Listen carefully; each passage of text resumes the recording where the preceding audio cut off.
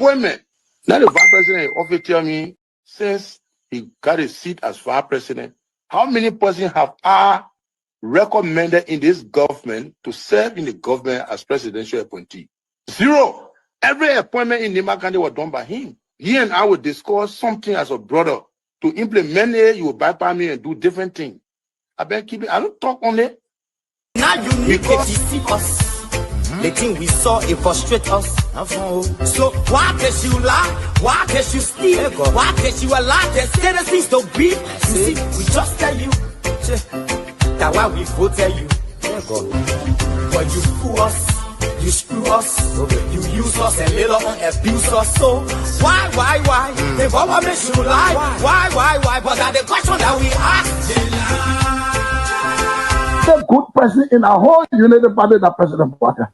You want to say that again? The only person that appreciate good among all the United Party for that President Baka. The rest are grateful. The right, they use you and dumb you. But President Baka, if all of them were thinking the President Baka and behaving the President Baka, United Party will have another chance in 2029. Just for now, they don't have.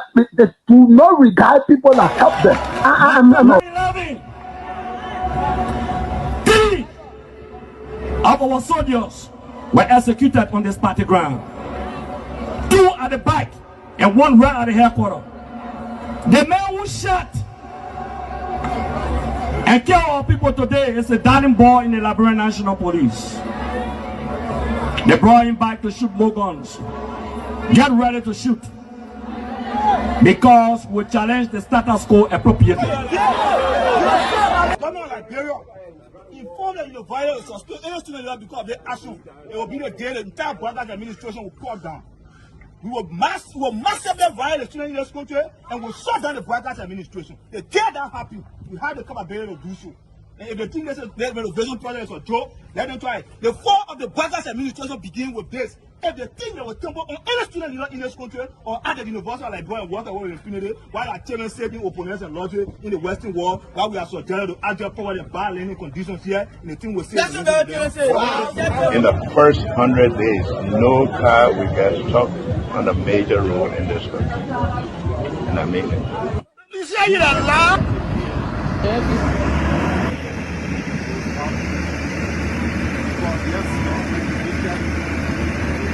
It's going down. First floor. There you have it. That led to decades of war still run deep. But so too does the longing for reconciliation. A reconciliation defined not by political bargaining or by an artificial balance of power by tribe, region, religion, or ethnicity, but by the equality of opportunity and a better future for all Liberians. Garguah can lie, the government, all the ministers in the government, they can lie. They don't put all hustle, they put hustle, they lie. Everything they say, they never say the truth. Today, the supporters of His Excellency Joseph Garguah presents him as a poor man from Lofa, and I said that he will understand the plight of the poor people. Fellow Liberians, do not be fooled. Vice President Garguah is not poor like you, not even as me. As Vice President, his office received more money from the government budget than any other Vice President has received in Liberia's history. He has enjoyed some of the best and most lucrative government jobs. First of all, there's this, what I call sort of vicious lie about the fact that Mr. Kobe is gay or bring gay lifestyle to Liberia. It's complete bullshit. When people can accuse you of stealing people's money, when they can accuse you of being involved in war, anything, people don't make up stuff. They don't make up shit. Excuse my language, right? So it's complete nonsense. I'm married, 8 Teresa, 2 children, 5 grandchildren. I believe in traditional family values, so it's complete bullshit, complete nonsense. Young man, vice president, young man that are vice president, the major stole 500,000. I mean, Jamaica, the major went to, I forgot that Jamaica, the majors went to Ghana, the fit, and they may bring it all company in the country. I mean, Kun, they can reach yourself. Kun, man, you know, Kun, but I want to sophisticated, quiet, hardcore rule in Labro. When I remember, when 2029 come and pass, then you finally leave. Mission is completed. Now, what the rules of engagement? When the war ended, the guy said, the captain, the commander said, mission complete. There wounded out first. All men on board. Everywhere there is no school, I will put school. And everywhere there is school and school in bad condition, I will renovate it. I told them, towns and villages, everywhere you will have lights in a town for children to play and people to see. I told them, every town will have safe drinking water. If Charles Taylor is the problem, he will be out of here in the twinkle of an eye. And I say, let well-meaning Liberians come home. If we respect this constitution, a government formed in Accra is a violation of Article 1 of the Constitution. Let them come home. Let that government be formed in Monrovia. The government that capital road, small road, big road, all kinds of dialogue. I think the reason Joseph Baka will not do much because the old man, the papa is suffering. The papa loves the country, but he can't make it. The criminal there around him, they sophisticated than him. They are sophisticated criminals, so they can't make it. Your league Costa, God know how to pay people. It's just simple. Costa that accused everybody but himself. Everybody, Joe, we join, we accuse Joe, he killed Joseph Baka. Baka still living. Joe, no, you leave better. He made me senator. He almost made Joseph Baka president until he screwed up. We gave God the glory. Yeah. Well, Baka, when he screwed, he said, oh, we don't want to make sure we will fought for him to be reconciled with the president. And then the people who fought for him. Look, Yoli Costa, you come. And Costa was in a podcast, he said, they don't been calling me. Okay. The time you were calling me for me to carry the president, Baka, did I put it on radio? That immaturity to do what you're talking about. And I no, son, guarantee you, when we finish, there will not be a winner or the loser. Today we all wear the jersey of Liberia, and the victory belongs to the people, to the peace, and to our democracy. As we begin to build upon the foundation of this new Liberia, I, George Seleke Kromah, the new president, will first give thanks and praises to the Almighty God for the blessing He has bestowed upon our country. And I say, my people, thank you, We elected on 85 irresponsible men what happened to our country. We elected on 85 irresponsible men to govern this country, not to be very irresponsible.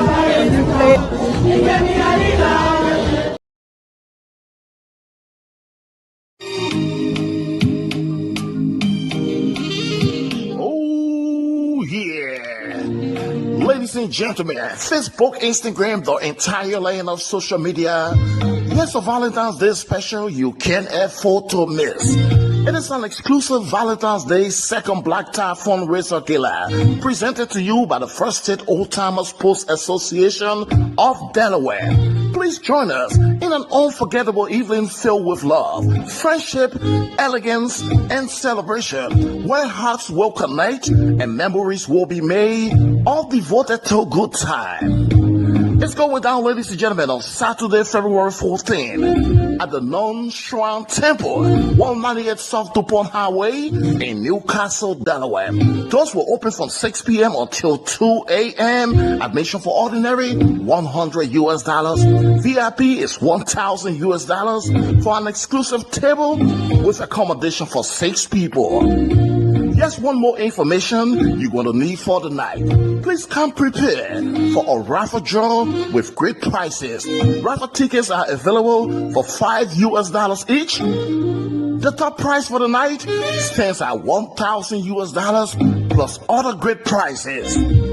Come and let your elegance leave a lasting impression. Come and celebrate Valentine's Day with TLC. But the focus point will stick to the fundraiser, which is intended to build a community center for all residents of the first state of Delaware. The guest speaker of the night, ladies and gentlemen, is a Liberian-Canadian human rights advocate and entrepreneur. His name is Mr. Leo Johnson. He's going to be set and ready to fire up the building. The first state #1 DJ will be in the building to play all of your favorite music for mature musical minds. Come on, ladies and gentlemen. I'm yours truly, Chief Francis Torgbean. I will be in as well. So let's make a date to meet in the first state of Delaware on February 14.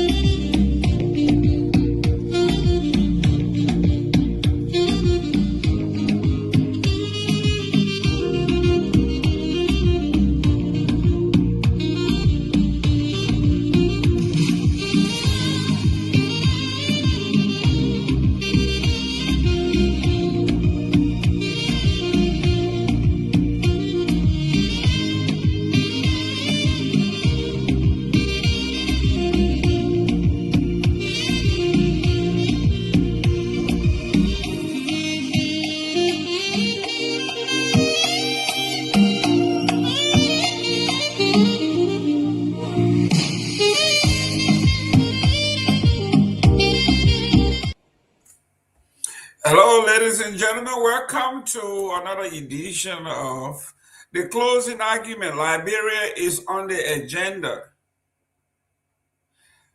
Yesterday, we saw an investigative journalism at its best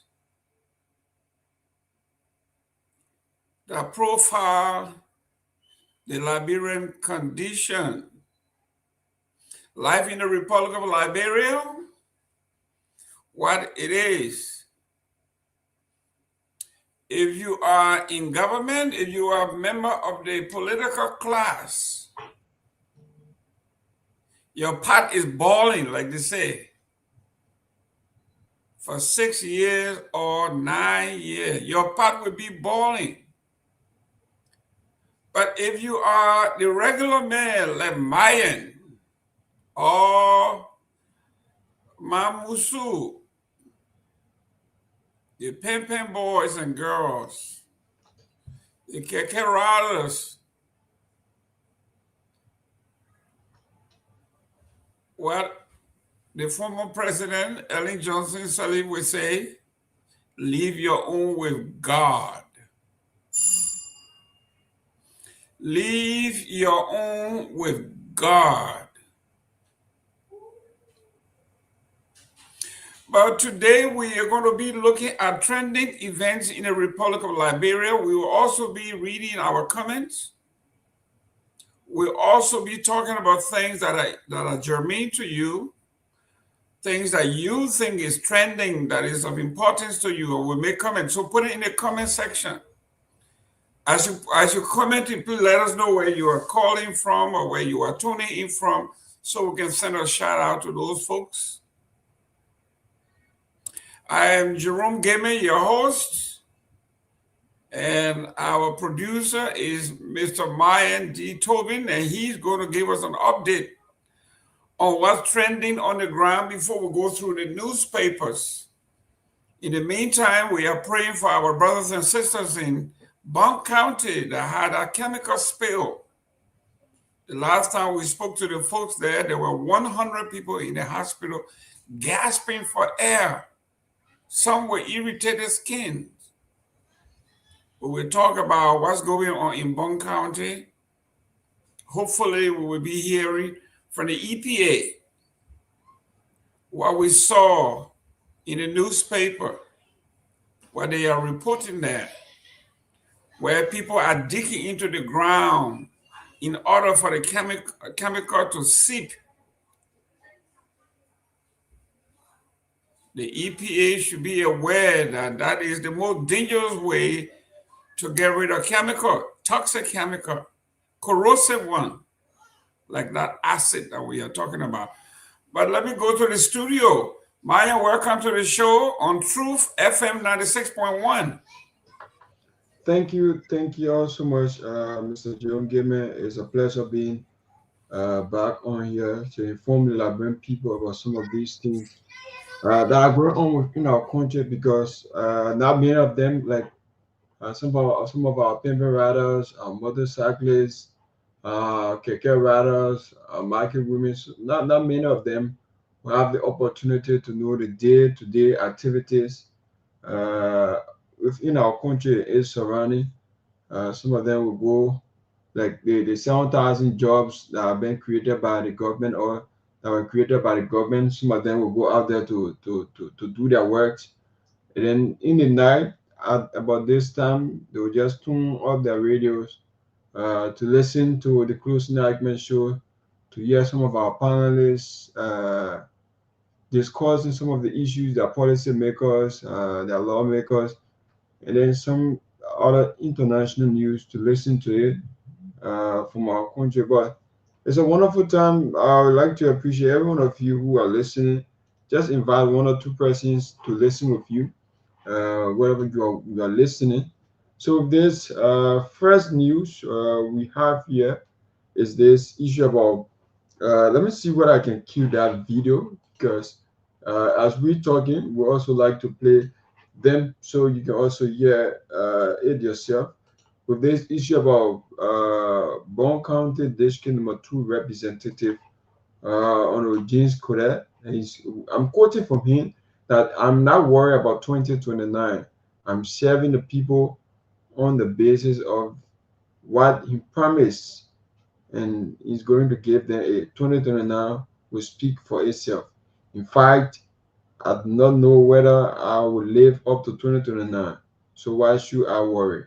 That's James Kodet speaking there. So let me see where I can play that clip, and then we can run through some of the quick headlines we have here. So Mr. Gayman, can just take a listen at this one. No, I'm not planning about 2029. No, I don't want to agree. I think what I'm doing now is I'm serving the people on the basis of the mandate they gave me. Leave 2029. 2029 will speak of itself. Who knows? I don't know how I live on 2029. Why worry about 2029? My people have entrusted me to serve them from 2023 to 2029. This is my worry. How do I serve my people? I'm not worried about 2029. Because let me say this to you. God has his own way of manifesting his word. If God say I will come, I will be re-elected 2029, no one can stop it. God forbid. If he says I will not be re-elected, no matter what I'm doing, I'm wasting my time, I can be re-elected. So I'm not worried about 2029, but I'm worried about fulfilling the mandate that has been given to me. So you just listen to James Kodet there speaking like what I said. And also today we saw Liberia host WAMZ supervisor meeting in Liberia. Like normally we see this West African monitoring zone where they usually have it across the African countries.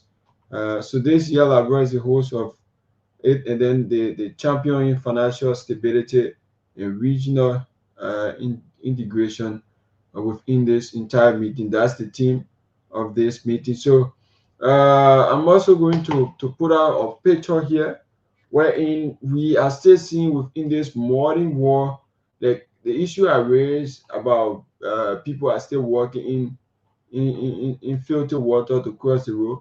We are still seeing from the educational angle.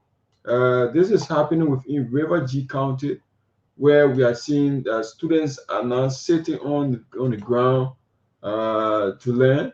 And then we are also seeing some of them they are sitting in a deplorable housing facility like the school. Some of them go to, you will see some of the students, the whole entire wall is filled with mud. And then there are a lot of things going on within our country. Not many people would like to take note of these things. But Mr. Gayman, I would just like to play that video, just short this so you can take a look at it, so people can know what exactly we are talking about.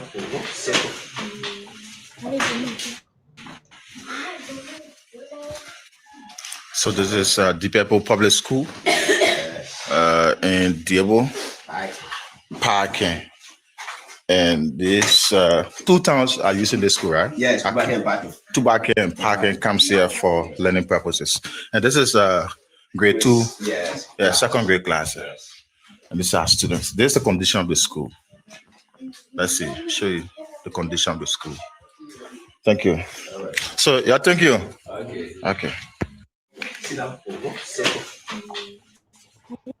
So, Mr. Gayman, you just watched the video there. That's some of the things we are talking about when we talk about it. Some of these people, a politician gave you $5 card per month or week for you to go on Facebook whenever these things are posted, to go and try to criticize it. I don't think you are helping yourself, because if you say you want to criticize something, the platform is already there. We already have a platform. You are the one who trying to debunk statement. And then the time you take to go and debunk statement, that time have already passed. So one of the things I would tell some lawmaker or some government official, PRO, is that you should not allow the information to come out to the public before you try to debunk. That will be too late for you. So some of these things, when it happened in the Ministry of Education, you will not take note of some of these things. You'll just take it to be like a political talk or mere charade. So the people or the citizens of River G, that's the kind of environment that people find themselves in, living in a place wherein the entire learning environment is deplorable.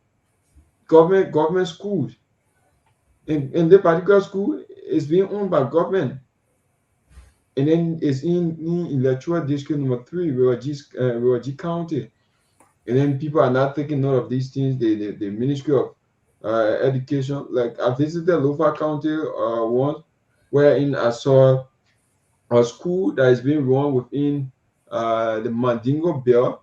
There's a little distance between that area and Guinea-Bissau, wherein that is entire school, the school stopped to somewhere around 9-3, that entire school, only one instructor there. And then they had to bring on two persons to help, and the 2 persons, they are all in all, there are 3 of them cannot be able to control the students whole entire time. They benefit from that school. And then there are a lot of things. The school is being named in honor of the late Bien Cassidy, one of the founding father of Unity Party. And then we are seeing the Unity Party government in power, and then they are not doing anything. Some of these things, you just let it come, and then you will see it, and then after a certain time, it will then again go in a hole. So, Mr. Gayman, I just like to stop there. I see some of the headlines, and then you can just run through them. I'm trying to work on 1 or 2 in the back from that Peabody, and then I'll come on shortly. Thank you very much, ladies and gentlemen. Do us a favor, share this show. I know it's 4 p.m. on the East Coast. You are still working. Some are listening by way of your radio. That's good. Some are driving home and you are tuning in. As someone are texting, some folks are texting that they are tuning in. I want us to actually pay attention to those who are listening by way of Truth FM 96.1. We are your only conduit to the truth and fair information, whether the government officials are lying to you. It is our job to dissect what they have said, what it means. You know, when these politicians are speaking and giving their big speeches, they are cognizant of whom they are talking. They know you are in radio land. You do not have any means of fact checking. So when you hear the president say that he has created 70,000 new jobs, midterm, mid-range, short-term, long-term job, folks who don't know the difference will say, wow. But when we do the fact checking, Myean, if you can look for that fact check episode that you played last week, if we can find it and re-cue it, so we can keep informing our folks about when politicians are speaking to you, they know that there are more people listening to their speeches by radio in the rural areas. You are their target, not those in the United States or those in the diaspora. 99.9% of us would not vote.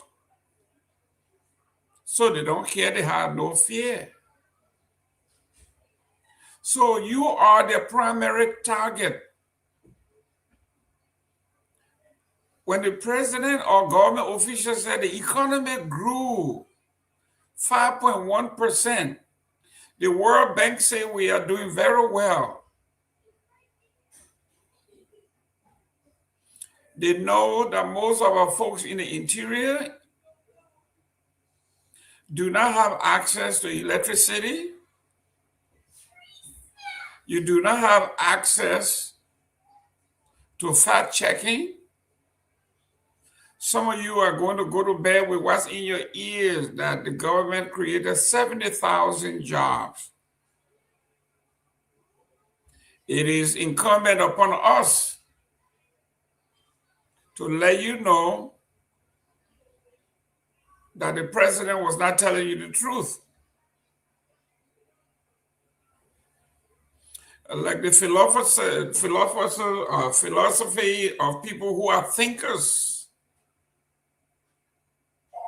who are into language, politicians, whose job is to lie and deceive. They play with words. You are listening to your radio and you are listening to the president tells you something that is totally unrealistic. If the economy grew for the political class, it didn't grow for you in the interior who is doing the best you can to barely survive. Your children are not in school. But yet the government wants you to believe what they say, but not what you are feeling and what you know to be the case.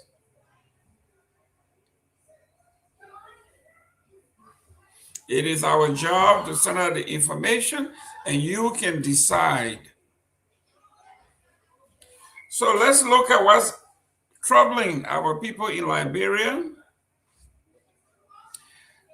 The Bon County Association in the Americas urges full environmental probe after reported chemical leak in Money Sweet Town in Bon County. Money Sweet Town, that's the name of the town. It doesn't mean they have a lot of money. Life is not sweet there, but that's the name of the town. The United Bon County Association in the Americas has called for an immediate and independent environmental investigation and decisive action by the Environmental Protection Agency of Liberia and the Bon County administration following a reported chemical spill in Money Sweet Town, District Number 2, Bon County. Those who are in Bon County and those who are listening on my voice, your children in the United States are fighting for you. They have seen, they have heard your cries.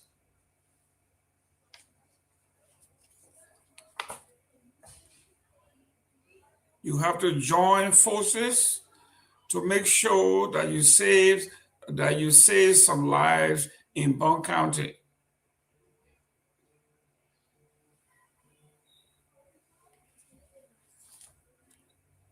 We want you to understand that your children, the children from Bond County residing in diaspora, they are looking out for you. Second on the list here is Firestone, Liberia, and CSID deliver life-changing surgeries for over 100 children. This is good news for our folks. Firestone, Liberia is proud to announce the successful completion of the 2026 surgical mission by 8 U.S.-based nonprofit partners. Children's Surgery International, CSI. The mission held from January 19th to the 30th at the Firestone Medical Center, Dusai Hospital, provided life-changing care to children across the Republic of Liberia. During the 2-week mission, 187 children were evaluated and 117 received free life-changing surgeries in ear, nose, and throat, urology, and general pediatric specialties. In addition to the surgery performed by CSI, Dusai doctors will operate on 36 more children through February 7, 2026, continuing the surgical research and outreach at no cost to all the qualified families. This brings the total number of beneficiaries to 153 children receiving surgery. This is great news for our folks in Liberia. We want to say thanks to Firestone for saving 153 lives from cleft lips to eye, ear, thoracic surgery for children across the Republic of Liberia through Firestone. That's great news.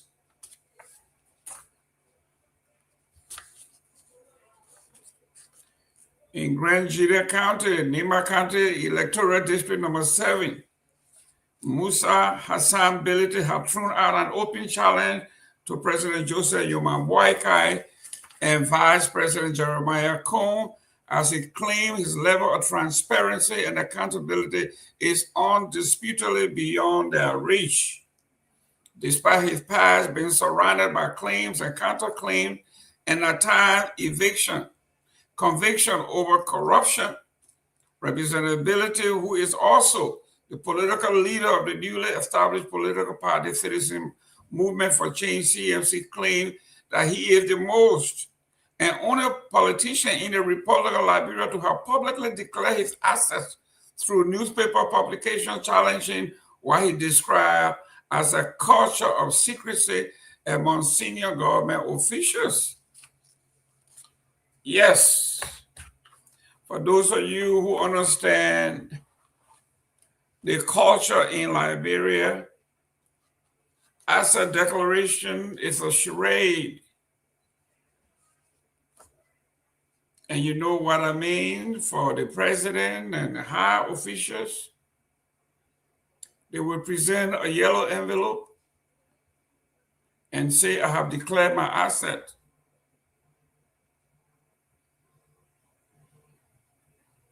No one knows what's in the envelope. They have created the law in such a way that it protects them. All you are going to see is they are walking to the office, declare their asset by presenting a yellow envelope, and they will turn to the news media and the press to say, I have declared my assets. No one knows what's in the envelope. We are talking about Liberian politicians, and none is excluded.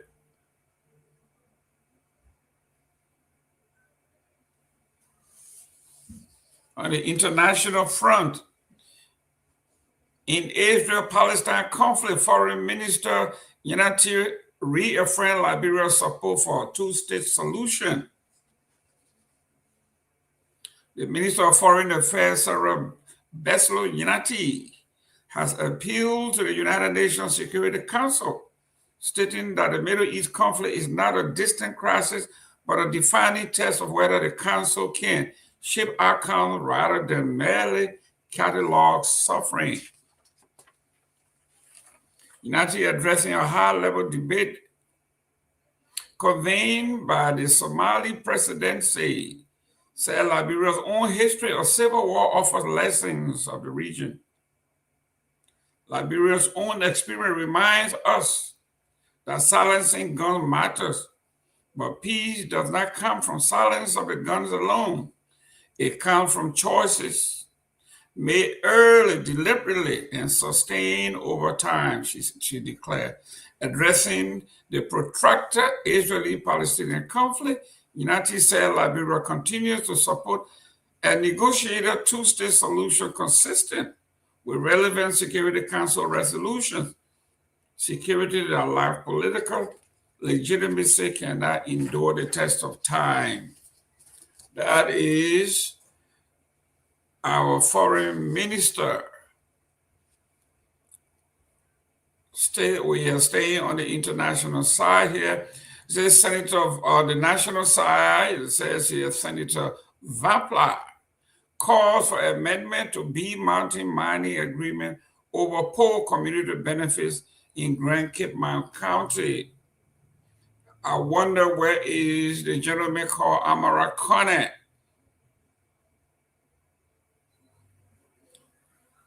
The counties in the northwest and north have been exploited massively to the detriment of the people. Senator Vapla calls for an amendment. Finally, she have heard enough. She have seen and she have heard enough. Grand Cape County Senator Deborah Vapla has called for a comprehensive amendment to the Mineral Development Agreement, MDA, signed between the government of Liberia and B Mountain Mining Company. Senator Vapla said existing mineral development agreement must be revised to ensure that the communities hosting these mining operations receive tangible and sustainable benefits from the extraction of mineral resources, particularly their gold. According to her, despite the company extracting millions of dollars worth of gold from Grand Cape County on a regular basis, the socio-economic conditions of residents living near the mining site remain abjectly poor. That, she said, it is unacceptable. Speaking in an interview with Front Page Africa at her Capitol Building office in Monrovia on Tuesday, February 3rd, the senator expressed concern that the scale of mining activities in the county is not reflected in the improving infrastructure, employment opportunities for basic social services for the local residents. She said,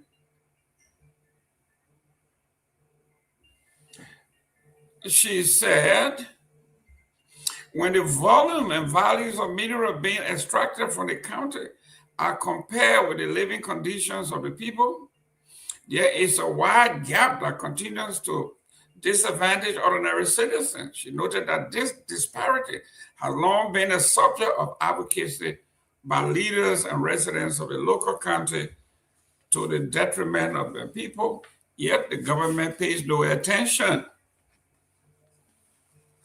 The folks are talking.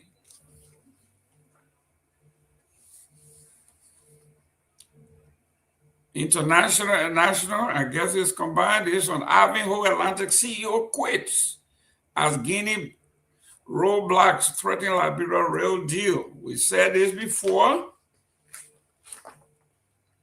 And folks will say you are being critical on this government, meaning that you don't like the government. That is not so. If the news is good, we will read it, we will talk about it. If the news is not good, we wouldn't talk about it in a positive sense. We will give it to you exactly as it is written. Monrovia, the resignation of Brownlee Brown as president and chief executive officer of Ivanhoe Atlantic is the strongest indication yet that the U.S.-backed iron ore project linking Guinea to Liberia is facing serious trouble, with far-reaching implications for Liberia's rail, mining, and infrastructure ambitions. Brown's exit comes barely a month after the Liberian government celebrated a $1.8 billion agreement with Ivanhoe Atlantic to establish a new cross-border rail corridor that will position Liberia as a strategic export gateway for Guinea iron ore. That vision is now increasingly in doubt. Barnes' exit and its significance to Liberia. Barnes was not merely Ivanhoe Atlantic chief executive. She was the project's principal political and diplomatic face. She led negotiations with the Liberian government, engaged Guinean authorities, and served as a public bridge to the U.S. geological interest back in the project.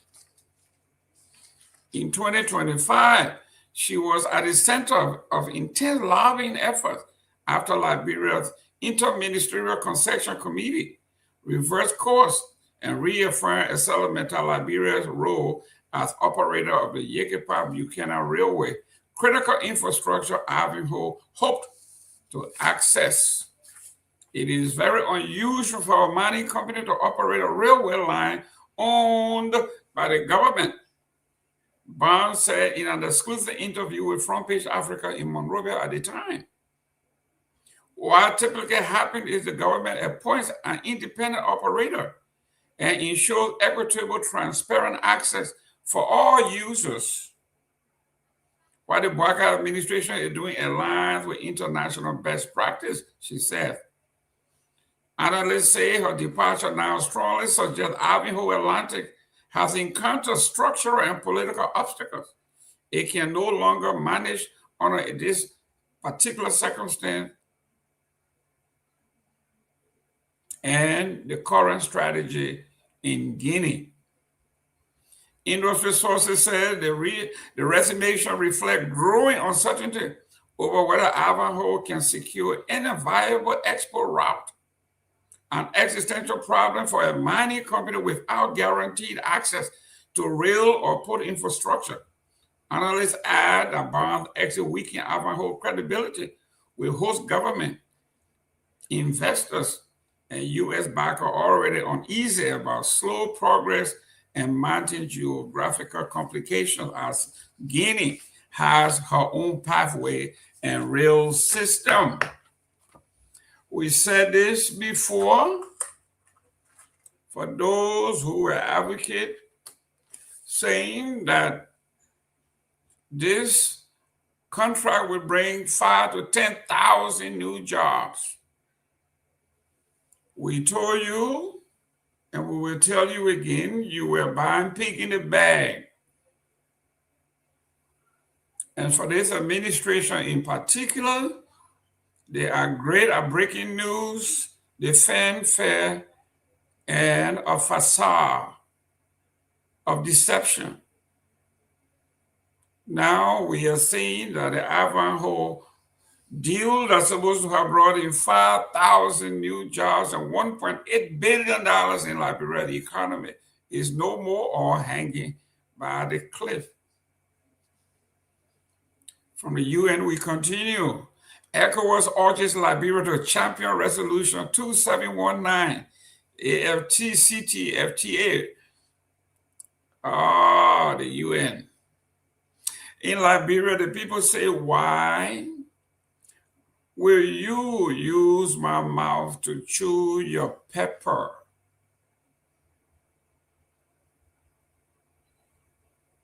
Two weeks ago, maybe barely 2 weeks ago, we saw what happened to our ambassador to the UN, Louis Brown. There's something called the M3 that used Liberia's mouth to chew the pepper. And we were skeptical. We said, how? Why were the other countries hide behind Liberia and have Liberia reading whatever it is, opposing the United States or whatever that was. Barely 3 days after Honorable Brown read that statement, the United States gave Liberia an about face, putting Liberia on the list of 75 country banned for visa, particular visa, and the whole world was shocked. Liberia had just celebrated a few weeks prior her special relationship with the United States, only to be told that Liberia is not special at all after all. This time around, ECOWAS is urging Liberia to champion Resolution 2719 at the UN, and I'll read briefly. Monrovia, the Economic Community of West Africa States Commission, ECOWAS, has congratulated Liberia on its election to the United Nations Security Council as a non-permanent member, while urging the country to use its historic return to the Council to aggressively promote Africa's reform priorities and development aspiration on the global stage. You want Liberia to talk about democracy in West Africa or Africa as a whole. You see what's going on in Nigeria. You see what's going on in Sierra Leone. You see what's going on in Niger. You see what's going on in Mali. You saw what just happened in Guinea. You saw what just happened in the Ivory Coast, when some people are running for their 4th and 5th terms, and you want Liberia to champion democracy in Africa. Why you want to use Liberia to chew your hot pepper? You saw what just happened in Tanzania, when a woman, head of government, killed, maimed thousands, incarcerate every opposition. Some disappeared, never to be seen. And she had the audacity to say she won the election by 98.5% of the vote.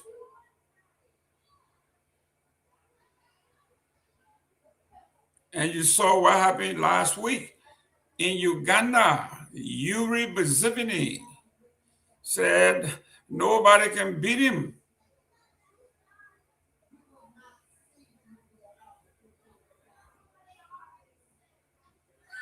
ECOWAS saw what happened in Cameroon. Paul Biya. Some say 100-year-old. He said he's 92 or 95. Whatever he said he is. But we know he's more than that. He sits in the French Riviera.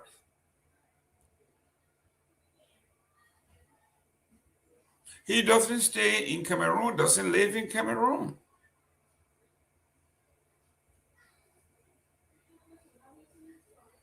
And you want Liberia to talk about democracy.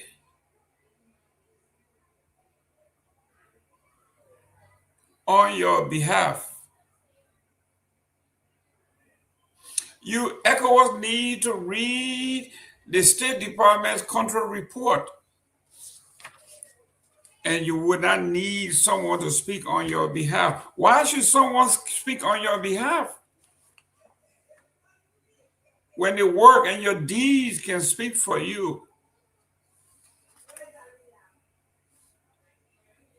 Let's go to Liberia. The Liberian House of Representatives plunges into chaos as Speaker adjourns section amid dispute over Camp Ramrod eviction. This is on the front page of the Liberia investigator. Said, never listening speaker. The speaker never listens.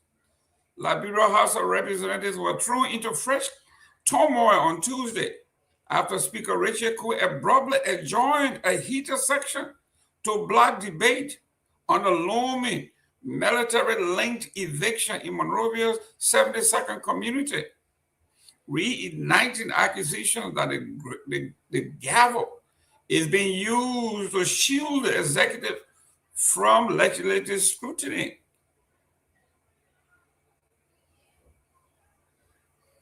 Capitol Hill, Monrovia, Liberia House of Representatives plunges into another episode of open discourse Tuesday after Speaker Nagbe abruptly adjourned a plenary section amid a heated dispute over a looming eviction around the Kamara military barracks in Monrovia's 72nd community.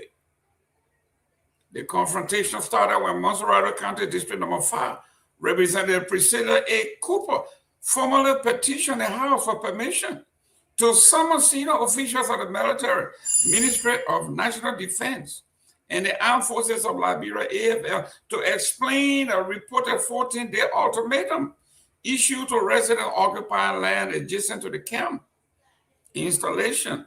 The request touched a raw nerve in the legislature already strained by internal divisions. Unresolved questions of authority and patterns of disorderly section on Okon's speakership. Within minutes, the chamber devolved into sharp exchanges with lawmakers splitting between those warning of national security sensitivities and those insisting that surveillance property rights and legislative oversight could not be subordinated to the executive fiat. Our voices rose and order free. Cohen struck the gavel and adjourned the sitting ahead of schedule, leaving Cooper's communication unopened and the issue unresolved. This is Speaker Cohen's leadership. Quorum, no quorum. When there's quorum, he shuts down the debate. So it goes. On the positive side, there's something that we all need to talk about. Recycling plastic waste becomes an opportunity for Banga residents. This is something that you need to listen to. This is innovative. This is new. We have been talking about this. Somebody is doing something, and guess who's doing it? Babies. Babies. This is Banga, Bon County. Like many other cities across Liberia, plastic waste in the streets of Banga, central Liberia, has become an everyday occurrence, posing mounting discomfort and health threats. From marketplaces to roadside corners, discarded water sacks, bottles, and plastic bags often litter the city. For many residents, improper plastic disposal has become the norm, largely due to the lack of plastic trash cans and waste management system. Liberia has no waste management system. But environmental experts warn that this growing problem carries serious risk, from blocked drainage system to pollution and health hazard. Now, one youth, listen to this, one youth-led initiative is taking action to change the narrative in the Republic of Liberia. A youth, a young founder with a vision, a baby with a vision. Genesis Colomeni, a young Liberian and Chief Executive Officer of the Youth Positive Transformation Initiative, YOTI, is leading an innovative campaign to tackle plastic pollution in Banga. We cannot continue to ignore the damage plastic is doing to our environment, he said. UP has begun to collecting plastic waste from the streets and transforming it into rubber tires. a creative recycling solution that not only reduces waste, but also create useful product. And he termed his project From Trash to Treasure, a new approach for the next generation of thinkers. The initiative is part of a pilot phase program, Trash to Treasure, launched in 2025. According to Genesis, the project was made possible through funding from the Fund for Legal Human Rights through a legal empowerment fund. The program was created in response to Liberia's growing waste crisis and the urgent need to provide young people with practical income generating skills. Folks, if you depend on the Republic of Liberia, if you depend on your government, even though you pay taxes, and taxes from your natural resources supposed to go back into the communities, your government is incapable of giving you the basic necessity of life. Trash. We are talking trash. Let's talk trash. At least the folks in Bon County, Banga in particular, the young people. Without help from their politicians,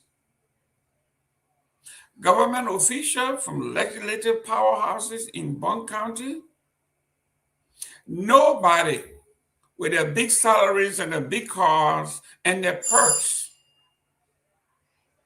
drive right among the dust, the dirt, the garbage, the waste in their $75,000, $100,000 cars, dark tinted windows. They got drivers and securities. Everywhere there's flashing lights. They don't see trash. They drink their water and throw it out in the streets from their big cars.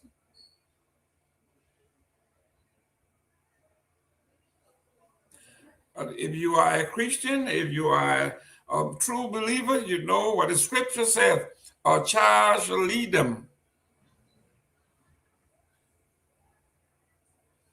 This young man was sick and tired.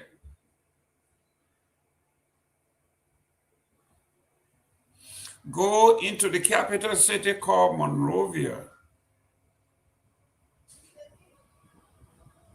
You want to be embarrassed? Ride in a car with a guest, a foreign person.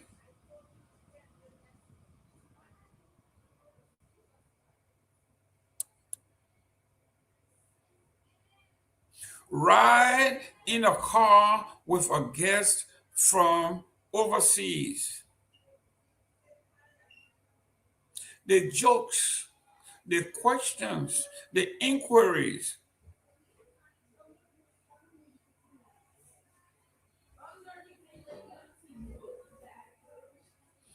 Liberia, as one of the folks joked, Liberia is a nation of fiefdoms. No wonder when Joseph Boakai, President Boakai, and his entourage, or any government official, and the entourage are moving, no wonder they drive so fast. They clear the road and make sure they drive so fast. They don't see poverty. They don't see a hazard. They don't see the environment. They don't see anything.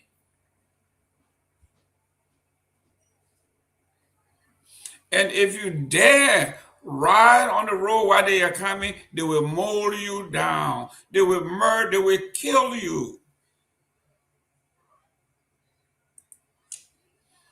Many of whom had lived this life just 3 years ago.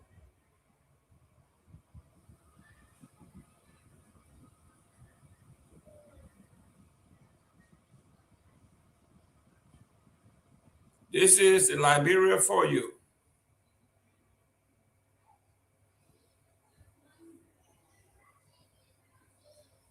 We were driving in the car going to Buchanan. We were to go and look at the grave of an Irish soldier who came into Liberia, I think it was 2003, and a month or two after that he died. And he was buried right on the road. When you're in Firestone, going through the Firestone plantation, the man was buried right on the street. Why? I have no idea.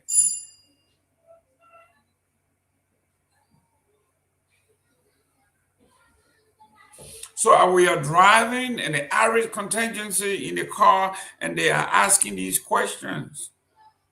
We went over this place they call Tower Hill, and you are going down this steep curve.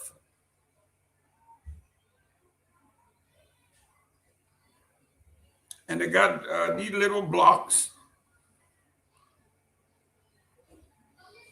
I guess they were meant to be protection from if you lose if you lose control of your car and you're going down a ditch, like those little things they have there would be of any help to you.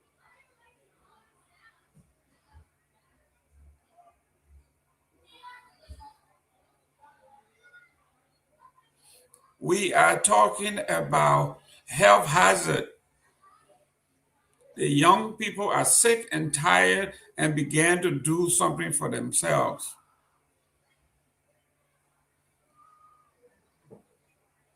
You have the president, you have the vice president, you have the senators, you got all the big shots.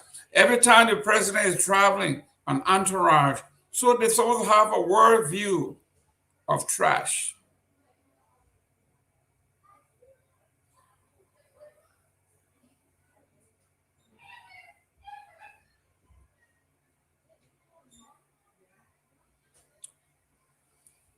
I was in the company of a group of foreigners at the Royal Hotel for lunch. And we were discussing, and one came in from the European Union and asked, when did you come in? And one said, I came in late night, I guess by SM Brussels.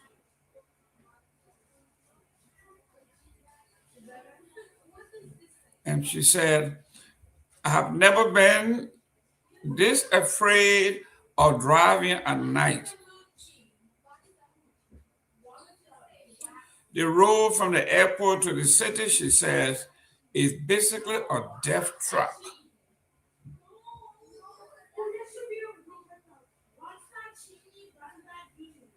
And I'm just sitting there listening to the commentaries and the jokes.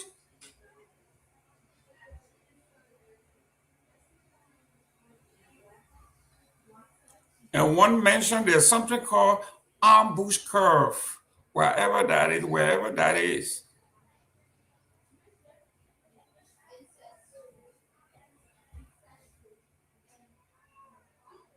This is our country. We do not dislike our country. We are telling you what other folks are saying about us.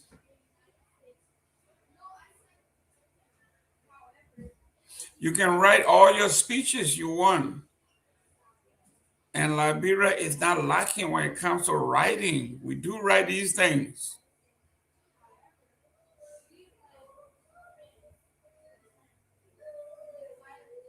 Like the former Kenya ambassador to the UN wife, when she visited Liberia, we were headed somewhere. She said, I'm an old lady. She said, before the OAU convention in Liberia, she said, I did listen to the foreign minister of the Republic of Liberia, Sylvester Dennis, one of the most best looking men, statuette human being that I've ever seen. So when he spoke in Kenya, everybody said, wow, we have to go and see Liberia. She says, hence the OAU convention. It got to Liberia at the airport. She said she turned to her husband and said, when are we getting our connecting flight to Monrovia?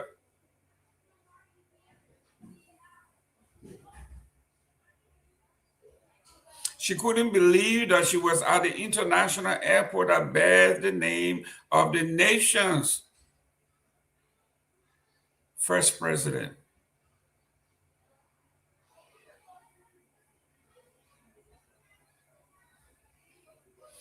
And on her way from the airport to Monrovia, everybody were holding their seats. This is over 50 years ago. Today, you drive from the airport to Monrovia and you are still holding, you will be holding onto your seats.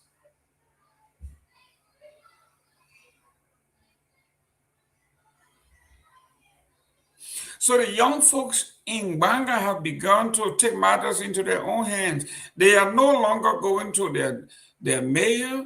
They are no longer going to their district superintendent. They are no longer going to their representative. They have begun to do something in their own right.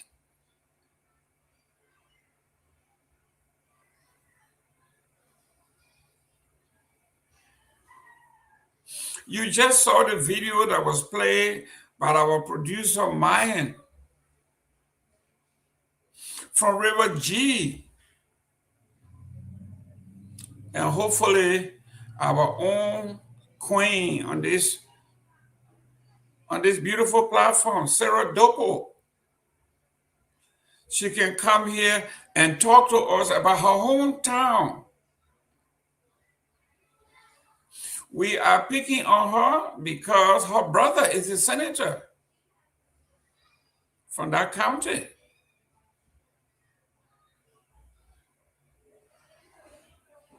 We hosted him on this platform and he talks about education, healthcare, and things that he would like to see done and things that he's doing there. So now we want to ask Sarah Dopoh and Senator Dopoh, this is their hometown.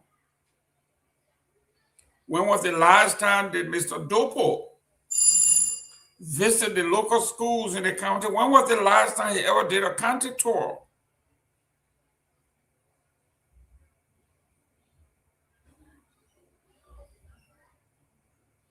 We have to give credit to Variety News for doing that investigation. That is journalism at its best.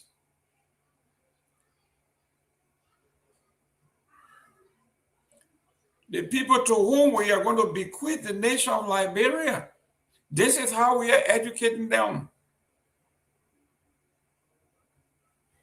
I wouldn't be surprised if Senator Dopoh's wife and children are here going to school. Some of the best schools, maybe.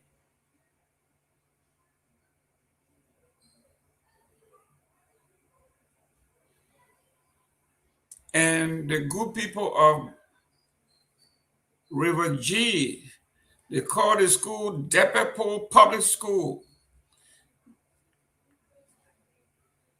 District number 3, River G County.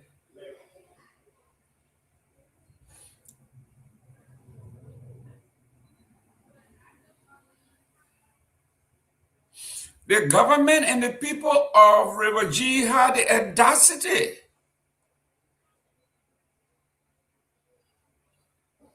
to fly the county flag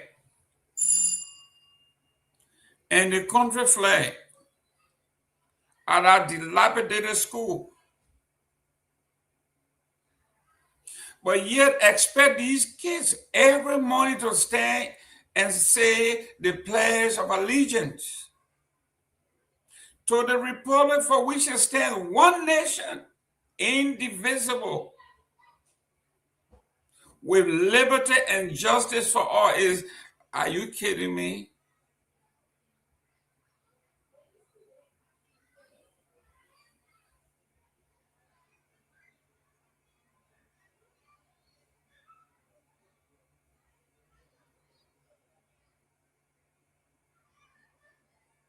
You see what I was talking about? Liberians, we are very good at writing and recitation.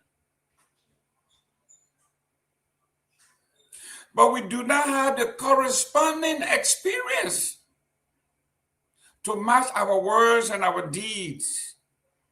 Someone just said, Sister Dennis, Honorable Sister Dennis was ranked #1 diplomat in the world, according to Foreign Diplomat. I met in London recently, watching from London. Thank you for tuning in, Kathy. Like I've always said, when you see me dress, I do the best I can to look nice.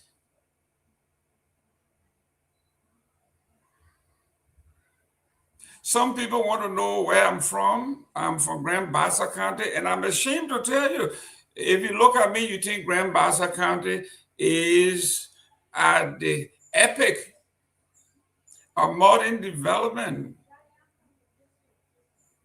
No, not even close.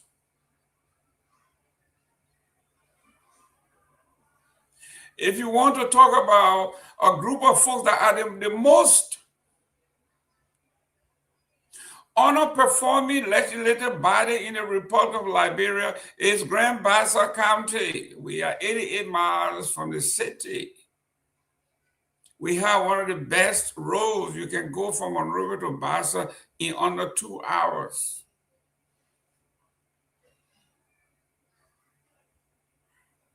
We have had the power and the privilege, proximity to power.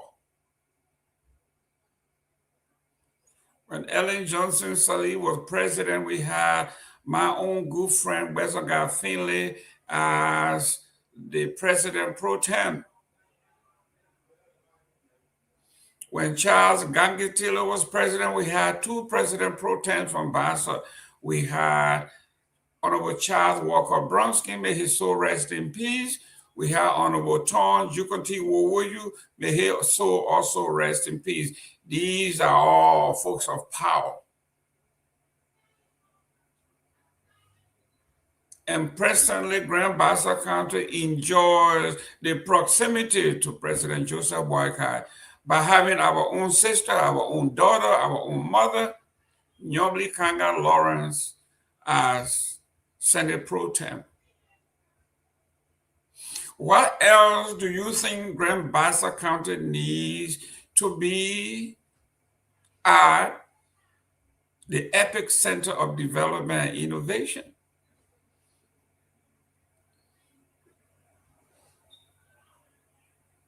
On paper, we are the best at everything, except come to Buchanan. So when I'm talking about those babies in River G that are sitting on the floor, they're in a mud house that is called government school. And the only means of light in that place is a hole in the wall.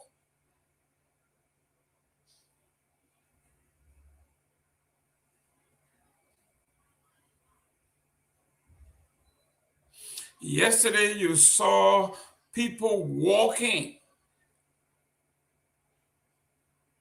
water knee deep.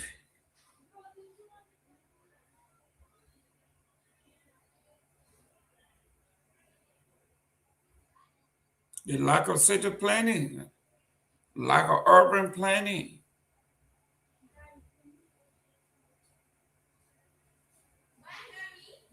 I was driving in Monrovia, going from Mama Point to either Bernardsville or Barnesville. We're going over the bridges. Women and children, conversion on the car, selling chips, water, you name it. As soon as you look on the right-hand side, you see men, grown men, defecating.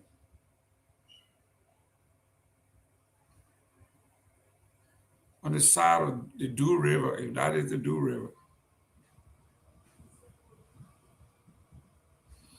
And just before I could get to Dixville, same thing.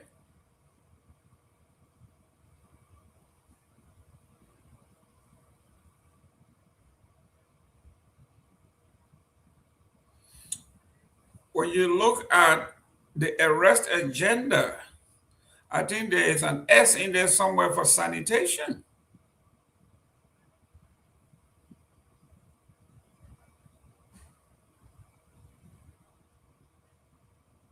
Today, my brother and friend, Sam Jackson, was being attacked.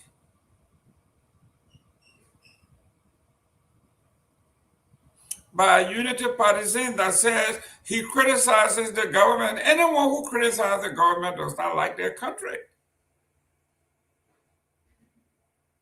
But Sam Jackson, being as swift on his feet, his retort was excellent. He said, those of you that are calling us unpatriotic, we are only quoting the fact that your 70,000 job was fabricated.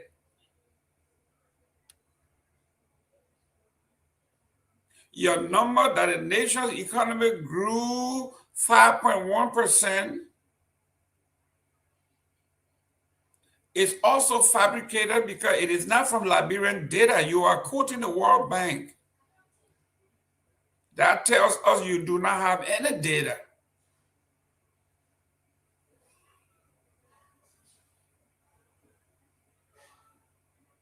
He said, but let me take you back to the previous administration when you were out here saying that the George Weah government, he said the president himself was importing kush into the country.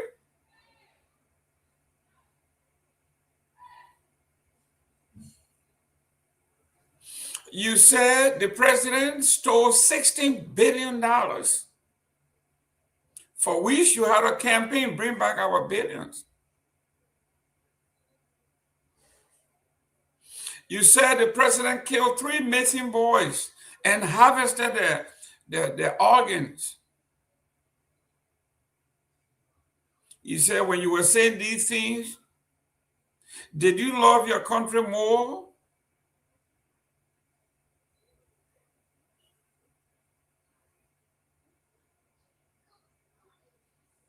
Well, someone told me, Mr. Gayman, if you keep talking like this, you may not be too long on the closing argument. And that's fine too.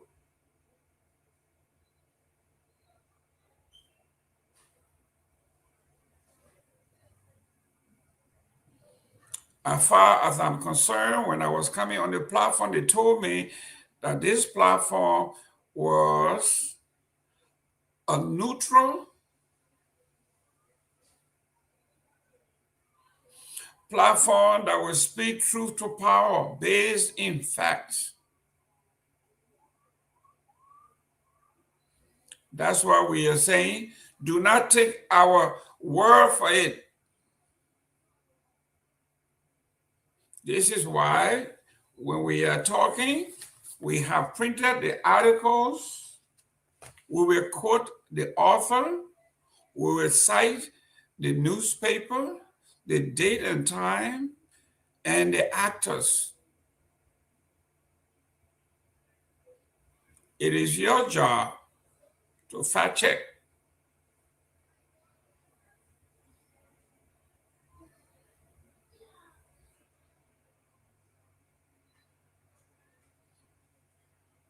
I was in Monrovia the other day, like I said yesterday, and I was speaking to Honorable Money Captain.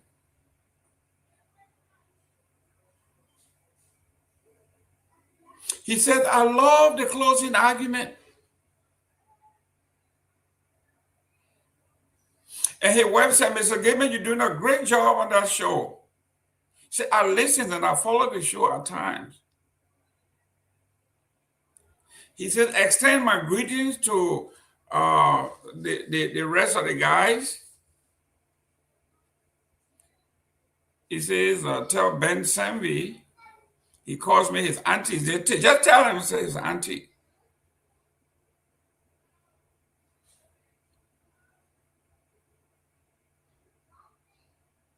And he said, I have not come to the closing argument, not because I dislike you or I don't like or Tomalin or Ben. He said, but this country is so toxic. It's so divided. And the politicians and the leaders are so divisive that if I came over there and even called my name, if I slip and mispronounce my own name, that would make the headlines. Everything is politicized, even if the numbers add up.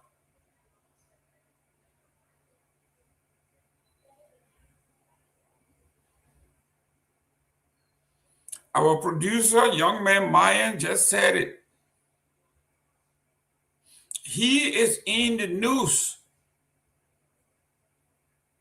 He is a reporter. He is on the field.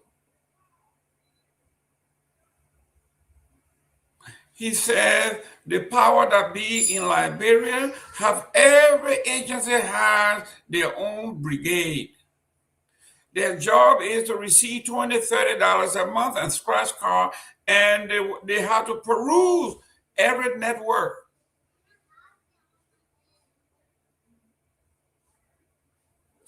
And curse, denigrate,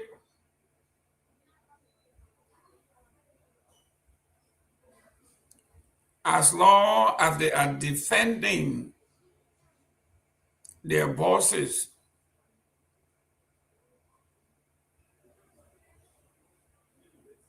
That is the country that you have.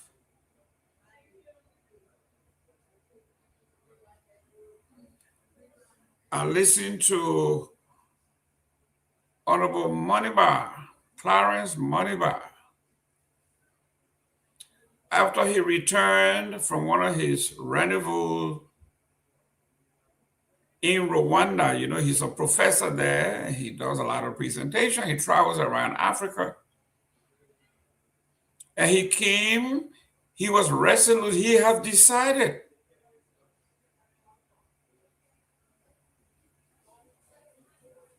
He was talking to us as a defeated man who has to admit, who has to accept. He said, Mr. Gayman and the audience, say Liberia is behind the countries that are behind.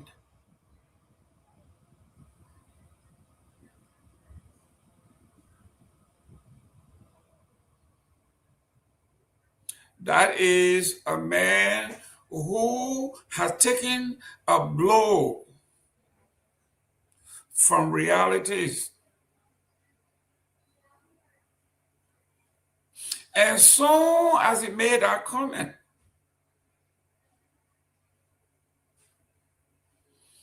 the government PRO got on him and saying, so what about you? You were in the Ellen government. What about you? You were in government making money. You didn't know that we were behind, and they went after him.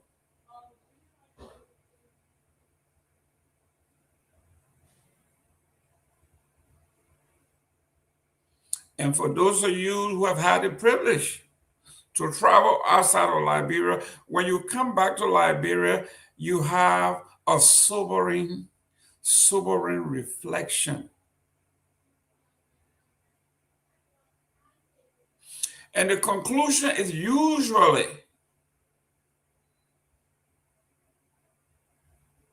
to defend the indefensible.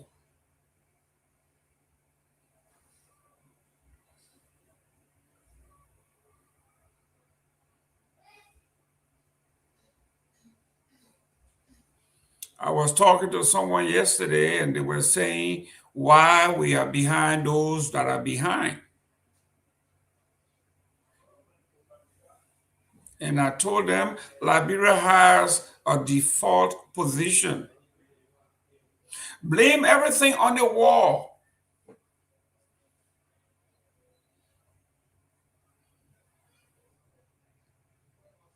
The present government said we have $1.2 billion, and everybody were clapping.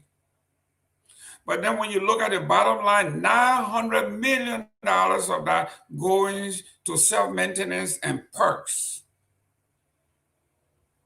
The vice president, I think someone quoted, had over $350,000 in his budget for entertainment.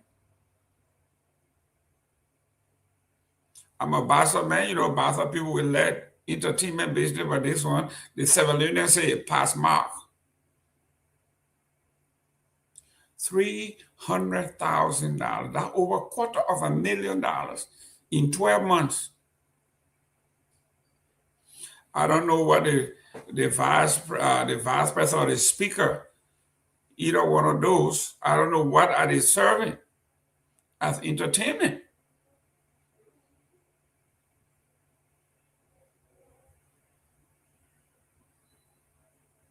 This is what we are saying. The country boys, we the country boys that came to town to do better than the Congo people that were here. The Congo people were eating their smoked fish and dry cassava and living good. These country boys have come in and they are now eating caviar and drinking Dom Perignon. These are folks, last 3 months ago, they were drinking palm wine in Foya somewhere, or in Grand Bassa, or in Nimba. They were walking, riding their pen-pens. Today, when you go to Monrovia, you will not see them. You have to make an appointment to see the guy from Bapolu.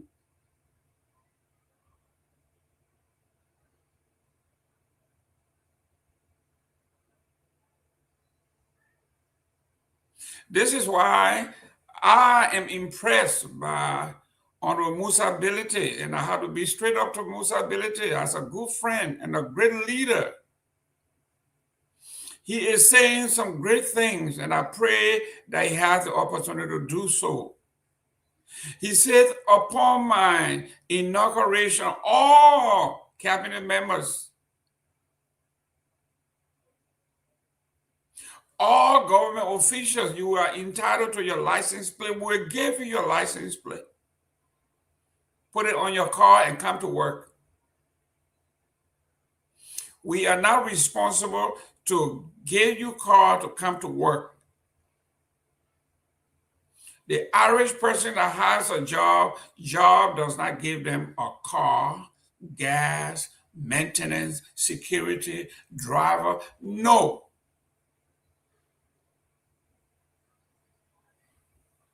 He estimated if we just cut down the purse, we can save up to $200-300 million that can go right back into healthcare without doing anything drastic. That's Musa Ability. Today, we saw another giant, Alexander Cummings, have put out his vision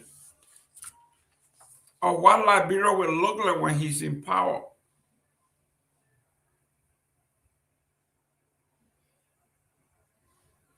Great stuff. Let me welcome King George. King George, welcome. I'm on fire. You are muted. You're on fire. You're on fire, though. I'm on fire. I'm on fire. And that's how it should be. Yes. These boys come from the interior. You come over here and everybody say, when I get over there, I'm going to change the life of the people I represent. And you come to Monrovia and you join the oligarch. Now, Kamara, can you imagine? Okone is now in the Senate, and he now an oligarch. You look at some of the most unhealthy people in the country, in the Senate. Look at Sir Joseph. The only thing, when you see Sir Joseph, the first thing you see is his stomach. And you think he will say, I need to take care of my folks. You can say all you want to say about the Ebola, the Janet Jackson, what have you done for me lately? My own Bassa brother from Bassa, the light, the so-called light, dead on.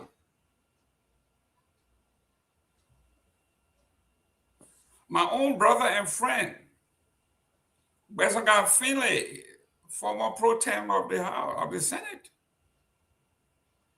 been around power all his life. Go to Buchanan and see where the great men and women come from. We got a pro tem there now. Go to Bassa and see where we come from, where I come from.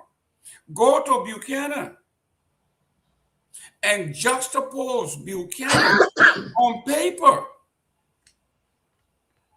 Just list the powers that have come from that one little town, that little Buchanan. Look at the power that we have now, and look at our living conditions. I was in Buchanan 2 weeks ago, and they took me on a fairground, and Senator Nyobli Kanga built something they call laboratory. One of the most shameful things I have ever seen for folks to say this is a laboratory. And they were having dedication, and everybody's going, how in the world will you build a laboratory in the middle of the city for all the schools in the county to come to? Who does that? Who thinks that way? Her nephew, her nieces are here, where every school in every district has their own laboratory, where babies are going to the lab every day to see things. And she built that, and she wanted Bassa people to dance that, yes, we have a laboratory. When you look at this young man, they call, I think his name is Johnson, Nyenwolo Johnson, look at the library and the center he built in Monrovia. King George, I don't know when you were in Monrovia, whether you visited what this young man built in Painesville there. That thing is an art. Oh yeah. First, let me say welcome to everybody. Welcome. You know, I'm excited today because I can tell you all, pray for good health and long life. Come what may, Liberia will have a brand new president 2029. Amen. I repeat, Liberia will have a brand new president come 2029. I can tell you. People will be amazed, but we'll keep it. We'll keep it. But I can tell anybody, Liberia will have a brand new president come what May 2029. And would that be a transformative president, or we just going to do the same thing? A transformative president will be elected in 2029. Excellent. Liberians will come to realize that we are being denied this glorious land of liberty for so long. The land of our forefathers, promised us that we would have, we land when we're singing that song that says, in a glorious land of liberty by God's command, Liberians will benefit from the resources. They will benefit from it. So I can tell all the people that are running. I'm not talking about I'm not talking about the new ones now. New ones, it could be any one of them, but I can tell you, Liberia have a new president, 2029. So you shouldn't worry about whether the ruling party or the other party. You're focused on just taking care of yourselves, praying every day for good health and long life. Come by 2027, you'll get to see, you'll say, oh wow, I see what Tomalin was talking about. You see what we're talking about. But we'll be blessed. The country is a blessed nation. People have been praying for this country. And the leaders of this country, the past leaders have just treated this country so bad and reach themselves, their family, their friends, at the expense of the poor people, of the Liberian people. Where you got majority of Liberians today are living in abject poverty because of the way they have been treated, which is not fair. How you have a country that got natural resources, all this stuff, the minerals we got, gold, diamond, we got rubber, we got timber, and then the people just suffering. And these are things that is exported from the country to other countries because the leaders we have. You know, I will repeat, I'm not a fan of Trump, but when Trump say you got stupid leaders, then that's true. The poor leaders they have just destroyed they come to power and then they forget about the people. How much it takes to make to create that environment, that middle class, so everyone can enjoy the national pie. I mean, look at the reality. How can you see a civil servant making $150 and another person making $10,000, $15,000 a month? I mean, the doctors, our nurses, our policemen, our firefighters, our military people, first responders, they're making peanuts. The money they're making, that money where Mr. Gayman, you can put in your pocket, and when you leave your house, you know, where America will have to travel cash it. Yeah, I mean, today I'm looking at $50 bill. I say, wow, and because most of the things we do with cards, right? We don't hardly play with cash around here, you know, and so you hardly see how they come across cash. But I can tell people from the information I got today, Liberia will have a brand new president. I'm telling about it. Take it to the bank. They will say, "Oh, the man said anything. You thought you were joking." So you're doing all you're doing right now. And those of you guys that are betraying the public trust, that undermining the people, the public trust, you'll be held accountable though. And not gonna do that. How people can do when the running, they say, "Oh, on when we'll prosecute, we'll do the one." No. When you will be indicted, you will be prosecuted. They will not waste time with that case. And as soon as you are found guilty, you will serve your time. And they will put that orange clothes on you. You will be in the streets stripping. So the next person that come to get the public office, they'll be afraid. They will say, no, I better go in the private sector. I don't think I belong in the public sector, in the public. So you'll continue to think that impunity will be the order of the day in our country. No.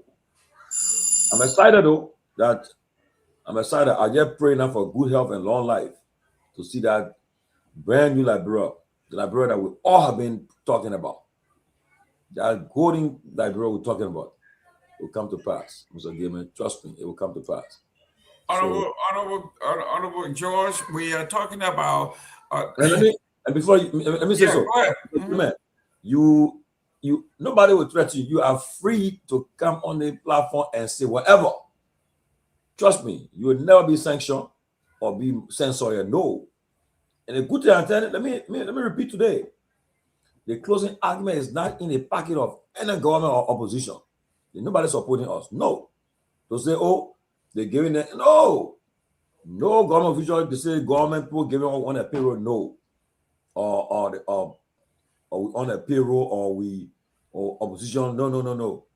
That's why sooner or later we'll be charging people that come here, especially the opposition leaders. The government come, they will invite you, we'll charge you. You won't come in once you are not invited, we'll charge you. Because of course. We gotta run our platform. That's correct. Yeah. You got payroll to meet on the ground. You got and now we're gonna say, "Oh, Mr. Gayman, you coming and talk." No, Mr. Gayman, you free to talk. You see anything you hear, you talk about it. Whether the president, the vice president, the opposition leader, then you talk about them. Don't be afraid. Talk about them. Expose them. We have to.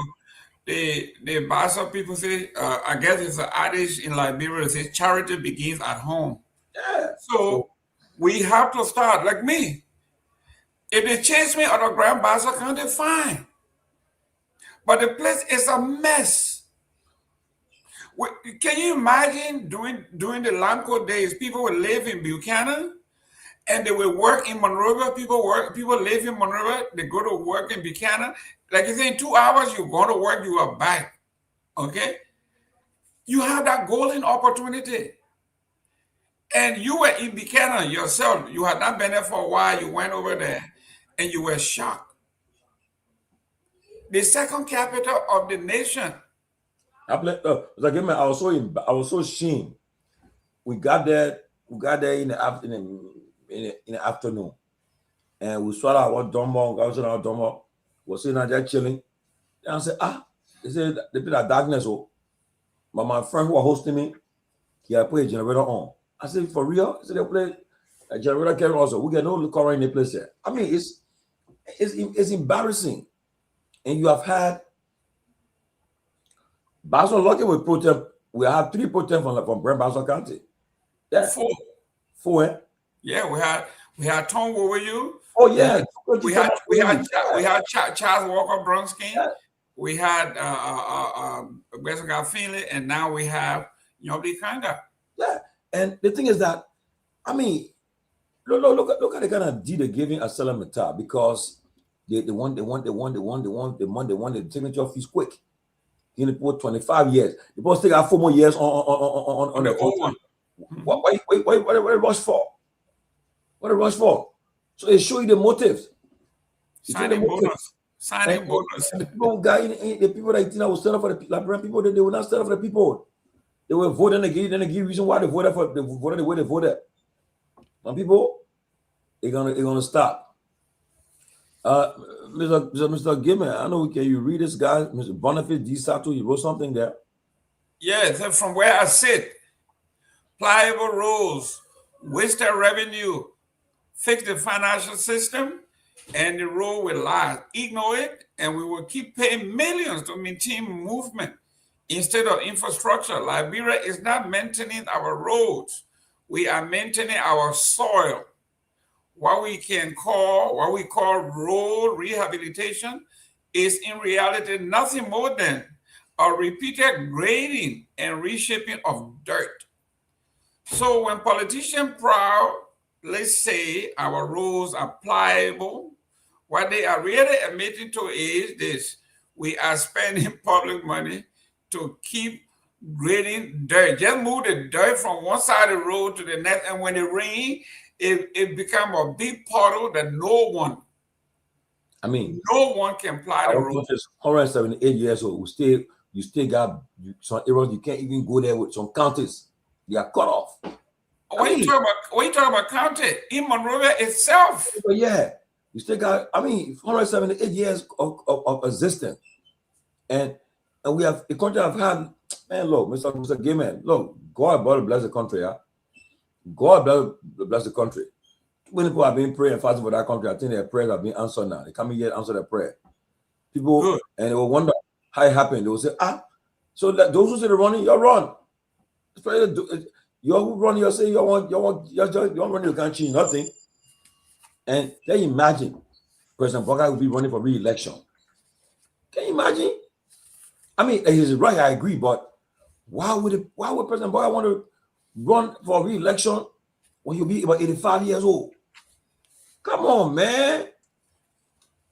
You promised one term. And I mean, you're in your 3rd year now, and it's confirmed you're running. That I know of. But the Liberian people will get to come in to enjoy their country.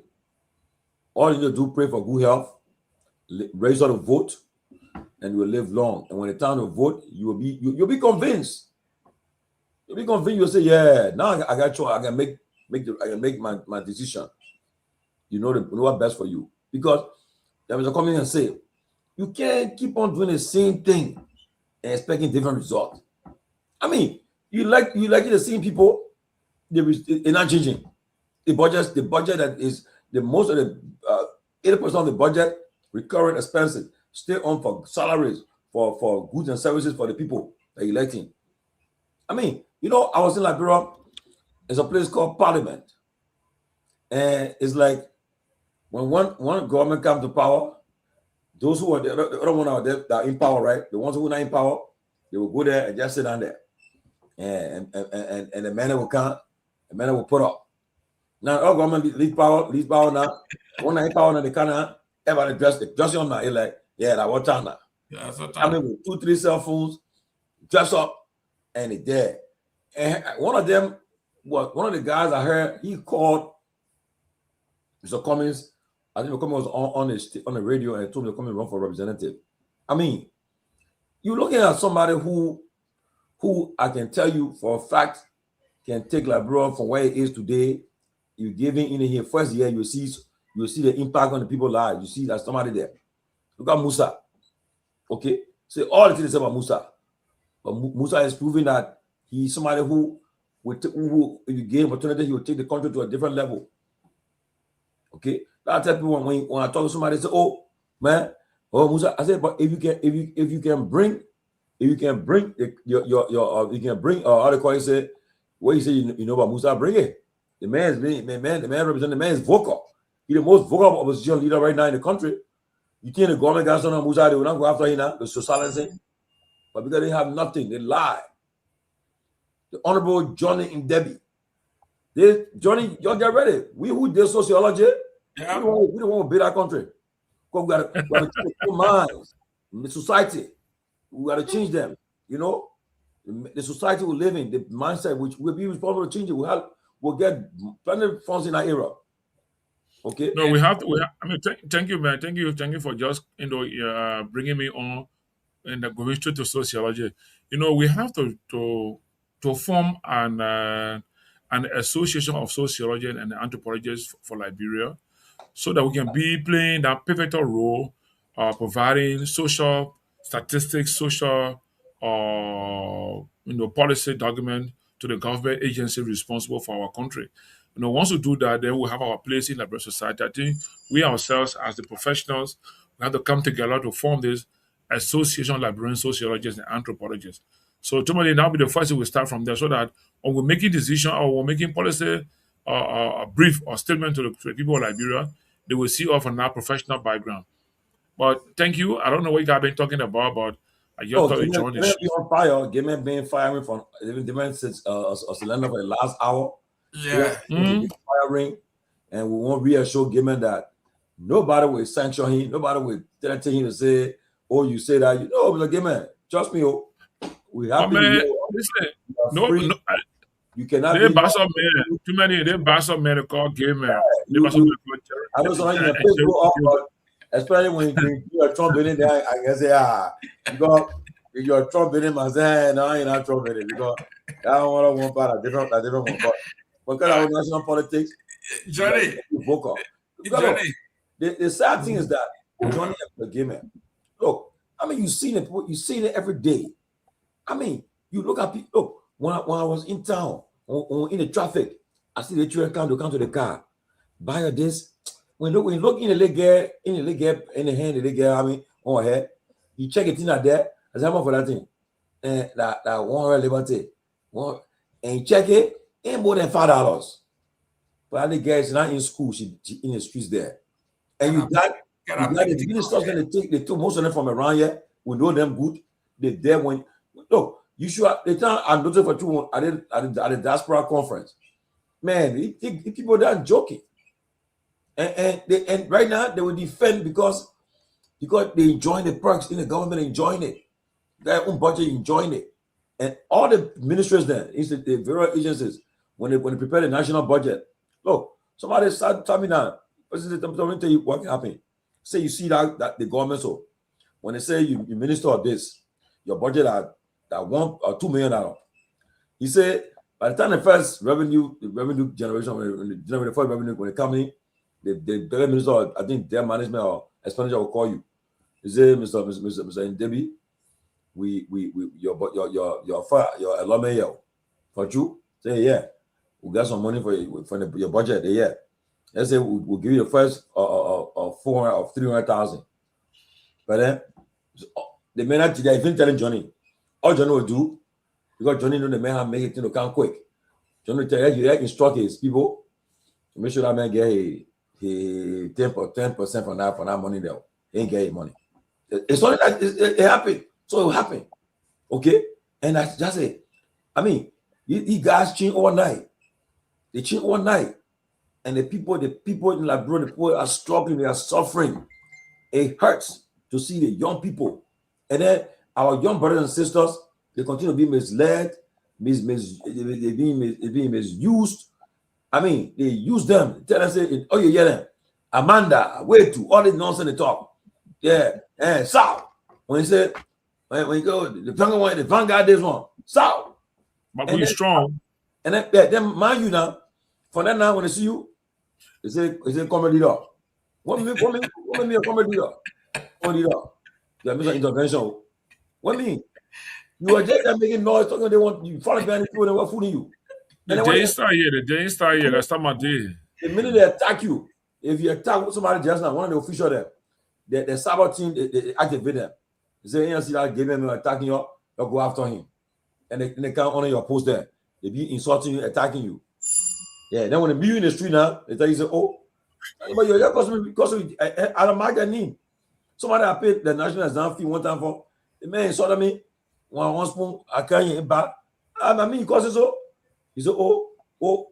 I said, so because it has very positive, you still cause the person for what? I mean, you don't need what I mean. How they being misused? Poverty.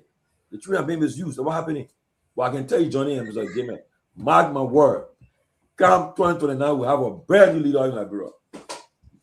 Well, you see, the good thing, Johnny, is I pray that what Musa said, that he's putting the transformer in every county.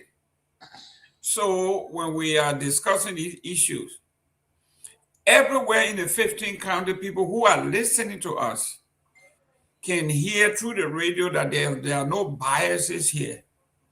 Because if we are talking about public defecation, we got to, like you said, Johnny, we need our men and women in the different counties in the field. This is what we call the culture and the field sociology, where the folks go and break these things. Well, most of our folks don't understand, well, because we want to sanitize our language.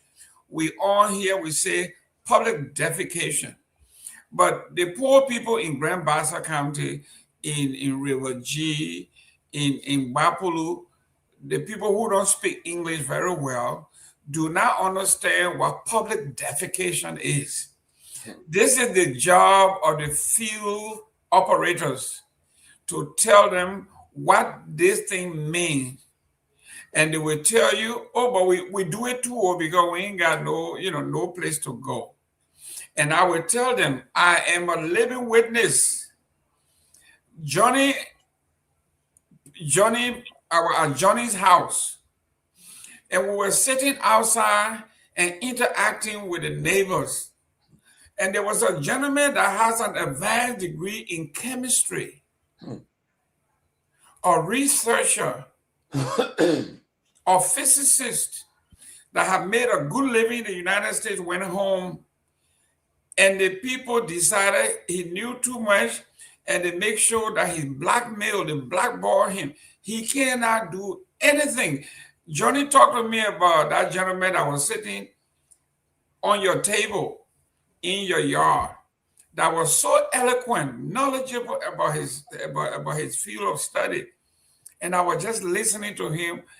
He spoke for about 20 minutes, and I was just enjoying his speech. Talk to me about that young man, his experience. I don't know if you forgot him. There were three guys. There were you, myself, your next door neighbor, and then there was an older guy that came in that joined us. We were three outside. Yeah. So this man is a radiologist. Radiologist. Thank you. He's a radiologist. Yes. He has taught about. I think he has taught in several universities and colleges in the U.S. So he was brought to Liberia through this, I think, World Bank or some international arrangement, and to come and do some work at the JFK, look at all those old X-ray machines and things. Because, I mean, it is through him that I learned that X-ray machines and things are all nuclear-sensitive materials, and they have a special way to dispose of them. Other than that, if you just have the Galutin language in line anywhere, they could explode and cause some environmental problems. So actually, he got here through some international organization that brought him down. He had a PhD in radiology, and he has some idea on nuclear activities. So they're asking to develop a program to train X-ray technicians and other people at the JFK. But the training he came to do, the guys there did not have interest in the material in terms of the actual work of a training. They were interested in him making a budget that they would get some money out. And he told them, no, I cannot do that. This is not what I'm called to do. I'm here to do the training that I was paid for. I'm here to make sure that Liberian young men and women have the knowledge that I have. Long story short, up and down, the message of the gentleman, I can't make it. I cannot do what you want to do. They say, well, he's not a team player. He told them, well, I cannot be a team player to honor my country's long-term benefit. Therefore, I think we'll get part way. And that's how he parted with them. And Coddington took him to go and teach Coddington at Coddington. Now, of recent, a team of some experts came to the country and recognized, but you guys have somebody here that has idea on radio and on X-ray machines and radioactive materials. So you need to get him on board. But because they know that this man is very critical, he tried his best to be ethical in his profession. So they tried to push him aside. But being a professional man, his colleagues who know him, know about him, even in the sub-region in West Africa, they know him a lot. A lot of people know him for being a radiologist at the level of being a PhD holder, being going out the far, being a PhD, person in our field. So, long story short, Mr. Gayman, the man is here. In fact, just like he talked about him, he's coming down this weekend. He comes down like every 2 other weekends down to Monrovia to meet with some friends here and then keep his vacation going with us and go back. But he's an older man. I think he's about 74, 75 years old now. And he said he's retired from the U.S. He's here to share his knowledge, share his idea. But our system here is not willing to accept people of that kind of quality who will decide that, look, there's no on-table issue. There to be done on top of the table. And we'll all be at the table discussing how to move some of the issues forward with this country. But, as you said, Mr. Gayman, he's here. Nobody has interest in him. But fortunately, international community knows about him. They know him very well. So they always, count on him to do some work for them in Liberia. What we are talking about, when you go to Liberia and you want to gather information and you go talk to government officials, you are wasting your time. You need to go in the field and meet these kinds of folks and talk to them and see what is happening in the country. Johnny and I came from his house and we were driving. He was taking me home back to Mama Point. And we are driving and he was shocked that we went through the red light and everywhere else in no time. This was Christmas Eve. And he said, Jerome, I'm shocked. You are not supposed to go through the red light section like this. Yeah, that's in Peabody. He said, this place is usually crowded, people all over the place. But we have more people selling stuff and nobody in the street. Johnny talked to us about the experience, the conversation we had about about your house to Mama Point. Oh yeah, because it was very shocking because there are many areas that we expect during the Christmas, especially the eve of Christmas, is always crowded, like in the Peabody area, around the market grounds and things. But that evening, I was driving. I said, because I told you we should go earlier because we might have traffic because of the Christmas Eve. But unfortunately, fortunately or whatever, unfortunately, we got in the traffic, and I realized that, I said, well, Mr. Gayman, this is strange. The morning the place should be crowded with people, Christmas Eve. But maybe, this Christmas was not that too good to have people in the street. And that was it. And Mr. Gayman, on Christmas Day, and then I drove around again on Christmas Day around the city, We drove past by the old military barracks where President Weah built this playground and the recreation center. We passed through there and went through Cinco again to see somebody on the old road, and we came back.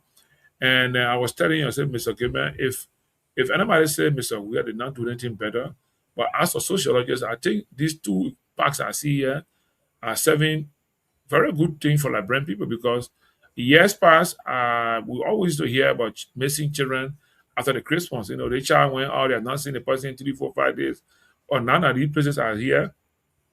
Parents can easily just assemble the children and walk to the park, and the park has security men all deployed around them. So I think we should commend President Weah for the idea that he built this place for people to come to for recreation, And you will see that all the kids, that whole Cinco area, not Cinco, like Central Morovia, from Clay Street, from Slipway, from Papas, all the kids were all trooping down towards the park, along the beach there behind the old military barracks. And the same situation we got around the Invisible Park. All the kids from around Cinco, around the old road, some people from even as far as Congo Town and Binze, were all, moving there to have time, to play and do other things. So, and I think that Christmas was good for the kids because they had a place to go and be secure. And that was my experience moving around Mr. Gayman on the New Year, on the Christmas Eve, and the Christmas Day. And Tomalin, it was good being with this old man. Don't mind that old man here. I think that young boy on the show. We move around, and he took me around. Through him, I made new friends of people. I met Fula people, Fula Basa Fula, and all kinds of places he took me to get to know people. And through him, a lot of people I got to know, and those are really social assets for me to tap on moving forward. So let me appreciate you, Mr. Gayman, for the time we spent together during your holiday here. Unfortunately, we didn't go to the Red Head Market. I wanted to take you in to see the market ground where people abandoned the actual hall that was built for them to do business, and are sitting all out in the field, in the mud, and all kinds of things. I don't know why Liberians don't want to make use of that place that was built for them to go and do business transaction in our Omega Tower community. Well, ladies and gentlemen, this is great. Let me say shout out to Fixed Electronics 4769. It's a uranium. It's a radioactive matter. Low-grade uranium can turn into fuel. Nuclear energy, that's amazing. The submarine can go underwater for 2 years. 20% of U.S. energy is nuclear. Thank you very much for the education. James Barrow, black guy, coming again. He forced to win the thing. Like the whole 42-year experience in government again. Yeah, victory. You see, our folks, we got to send a shout out to all our folks. Honorable Boniface D. Satu, thank you very much for tuning in. James Barrow, Gabriel, Jerry, that's his name, Junior. Thank you very much. Sarah, where are you? You got to come on here and answer for the folks in River G, Dopoh Public School. Your brother is the senator there. The school is in a deplorable condition. When was the last time Senator Dopoh made a countrywide visit to see this school? You need to come on here and speak for your brother. He needs to come back here. We are inputting everything. That's true. We have a lot of interesting comments. Oh, man, you are watching. Please do us a favor. Let us know where you're watching from so we can send a shout out. Cuddy K passed away. Finally, how fans? Is it your homeboy Felix house? Fans are full of so much dirt, like no one lives there. Okay, you see what I'm talking about? The folks are coming out. They're not holding back any punches. I think Honorable, I think Amon George, I won't say Peter Amon George. I'm talking about Chief Tomalin George here. I think George, I think the people are getting your message. People are fed up and they are talking like they mean it. They are not biting their tongue anymore. They are talking exactly as they feel. You are the senior senator or senator. You are making a lot of money. You got all the perks. And your home in your hometown looks like that.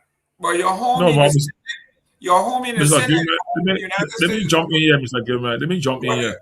Gilman, this is why Clarence Moniba has always said that until the budget can be drafted in a way that Liberians will feel the impact of their budget, of their country, they're not going to do anything.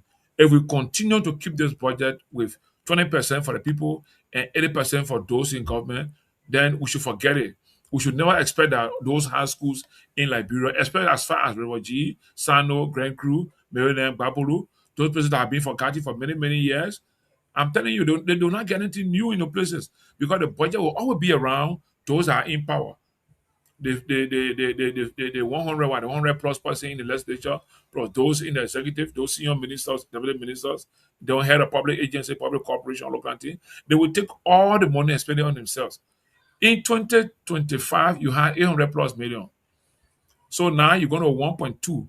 So the additional 400 million. Why will you, so the additional 400 million going where again? On the same people increasing the benefit, increasing scratch card. Why will you have $500,000 for entertainment for the speaker office? I mean, no, we have to keep it, and that's why Mr. Gayman, I sent you a short clip of Monima's interview on the focus on Liberia yesterday. I want you to just play a short, I think just a few seconds of Tony. Let's understand that people are speaking out against these things, and our government need to act to change this pattern. If we cannot change the pattern of the way we develop or draft our budget in this country, we will cry from today until whatever day the kind of development we're looking for in this country will not come as quick and as urgent as we want it. Because if 80% of 1.2 is going to go on salaries, benefits, transportation, scratch card, fuel oil, lubricants, and all of that for only those guys on the top, and the whole country, the 5 million plus other people in the country have no benefit, we're not going to move anywhere faster right now. So poverty will be our way of life, and even our mindset. Our mindset. Look, Mr. Gayman, I was just in contact with the CEO for GROO. Is an international, is an NGO based in, I think, North Carolina. The guy is here along with Julius Lofa Julius, do some assessment to see how they can get involved with school feeding program. And we're discussing about school feeding program. That's where I was today. Mr. Gayman, can you imagine the government has $1.8 million in the budget for school feeding program? How many students can that feed? And the president delivered his State of the Nation address that you want to feed almost 400,000 students, and you got $1.8 million in the budget. Tell me now, let's do the math. 400,000 students, $1.8 million in 360. Let's say minus on. Let's say 300 days. 165 days. 165 could be the holidays, the weekend. 300 days, you want to feed 400,000 students, and you want to invest $1.8 million into that. How is that possible? Are you really serious? Right now, we have started we have a proposal to do a pilot school feeding program in Bon County. The current budget now is at $2.8 million, just Bon County, that has 530 schools, including high schools and all the schools, right? 530 schools, entire Bon County. And we just developed a budget that will require us to spend $1.8 billion to feed students in 3 years. $2.8 million, just Bon County. Then you got $1.8 million to feed students in the whole Liberia. I mean, even if you just say public schools, is that possible? Does that show serious there? Then you telling us that the school feeding program should be done by way of buying the agricultural food items from the farmers here. But the farmers here are farming in 1920. They can even feed themselves as a family before they say they will sell something in the market. How can they produce to feed almost 400,000 young people that are in school in this country? How can that happen? So we got to be serious about what we want in the country, and Liberian people got to be serious to know how to select or elect their leaders. If you never be serious about your people, then you're not going to be serious about yourself in this place. So, I mean, it's just that I want to appreciate too many of those guys that, establish this platform. It is important for us to have a platform to advise our people, to provide the education they need to have, so they can inform them about how to exercise their franchise when it comes to election. If they keep seeing the same thing over and over, they should not expect the left side to change. Seriously. Thank you. Let me say Kathy 63 PK. She says that she's tuning in from London. Thank you very much. Matthew Dan. We also have Maurice Jai. I'm watching from Point 4 Junction. Thank you very much. This is why I like people to tell us where they're tuning in from, so we can say hi to folks from Point 4. Yvonne is watching. I know she's in the DC area. We have Oliver Saka tuning in from Accra. Thank you very much. We got all our friends from all around the country, around the world. We got somebody watching from Kigali. It looks like, it sounds like Seleke. Thank you very much, guys, for tuning in. This is awesome. Emmanuel Bro, thank you very much. Minnesota, USA. Now, let me talk about something here. When we're talking about supremacy, people talking about white supremacy. People talk, and I like white supremacy. I like people who feel that they are better than other people and they live up to it. You want to deny that? I want to take you to Liberia. Today there was an article that I read, and if you don't believe that group of people that they are superior to the other folks, then something is wrong with you. I got an article here that Nimba County, a group out of Nimba County and the Nimba County Legislative Caucus, they are establishing their own agricultural bank. They are starting as a credit union, and at certain time they met with the central bank and they met with the bank and everything else they're doing, that their goal here is to establish a full-fledged bank. Nimba County. Now you tell me, if the folks from Nimba tell you that they are superior than you in Grand Bassa County, when you are talking about scrap metal, you are fighting over scrap metal. Who gets what percentage of the scrap metal? And the guy from Nimba saying we are talking about building and establishing a bank, an agricultural bank that will cater to the entire country, and we will begin to sell shares that anybody in the Republic of Liberia can become an owner of this bank. Isn't that superior thinking? President Trump is talking about America first. Yeah. And you are upset. The people in Nimba are saying Nimba first. Yeah. I don't see Tomalin George getting mad that the people in Nimba are talking about Nimba first. And they are doing it collectively, they are doing it individually, they do it legislatively, they're doing it privately. They are building a society that is worthy of being superior. There's no way around it. They are thinking way a mile ahead of everybody. Who in Liberia have ever thought about building a bank in the county that belongs to the people, where the ordinary people have the ability to buy share, to own it? Not in Grand Bassa, not in Lofa, not in Monserrato, not in River G. It is in Nimba County. So Trump is talking about America first. He doesn't care where you come from, what you think about him. The folks in Nimba don't care whether you're from Bassa or you're from Monserrato. If it's Nimba, it has to be number one. Will you blame them if they tell you they are superior to you? God made you just like they made the people in Nimba. You have chosen to invest in cars. You have chosen to invest in the United States. You take your money from Liberia, you come to the United States, and you buy these beautiful homes. And you pay mortgage in the United States. And the house that you live in Liberia looks like nothing, like the man just said. The senator house in Baltimore or in Delaware look very nice, but the house in Bassa looks like grass all over the place. And you want to say that the other people are wrong for taking care of their place?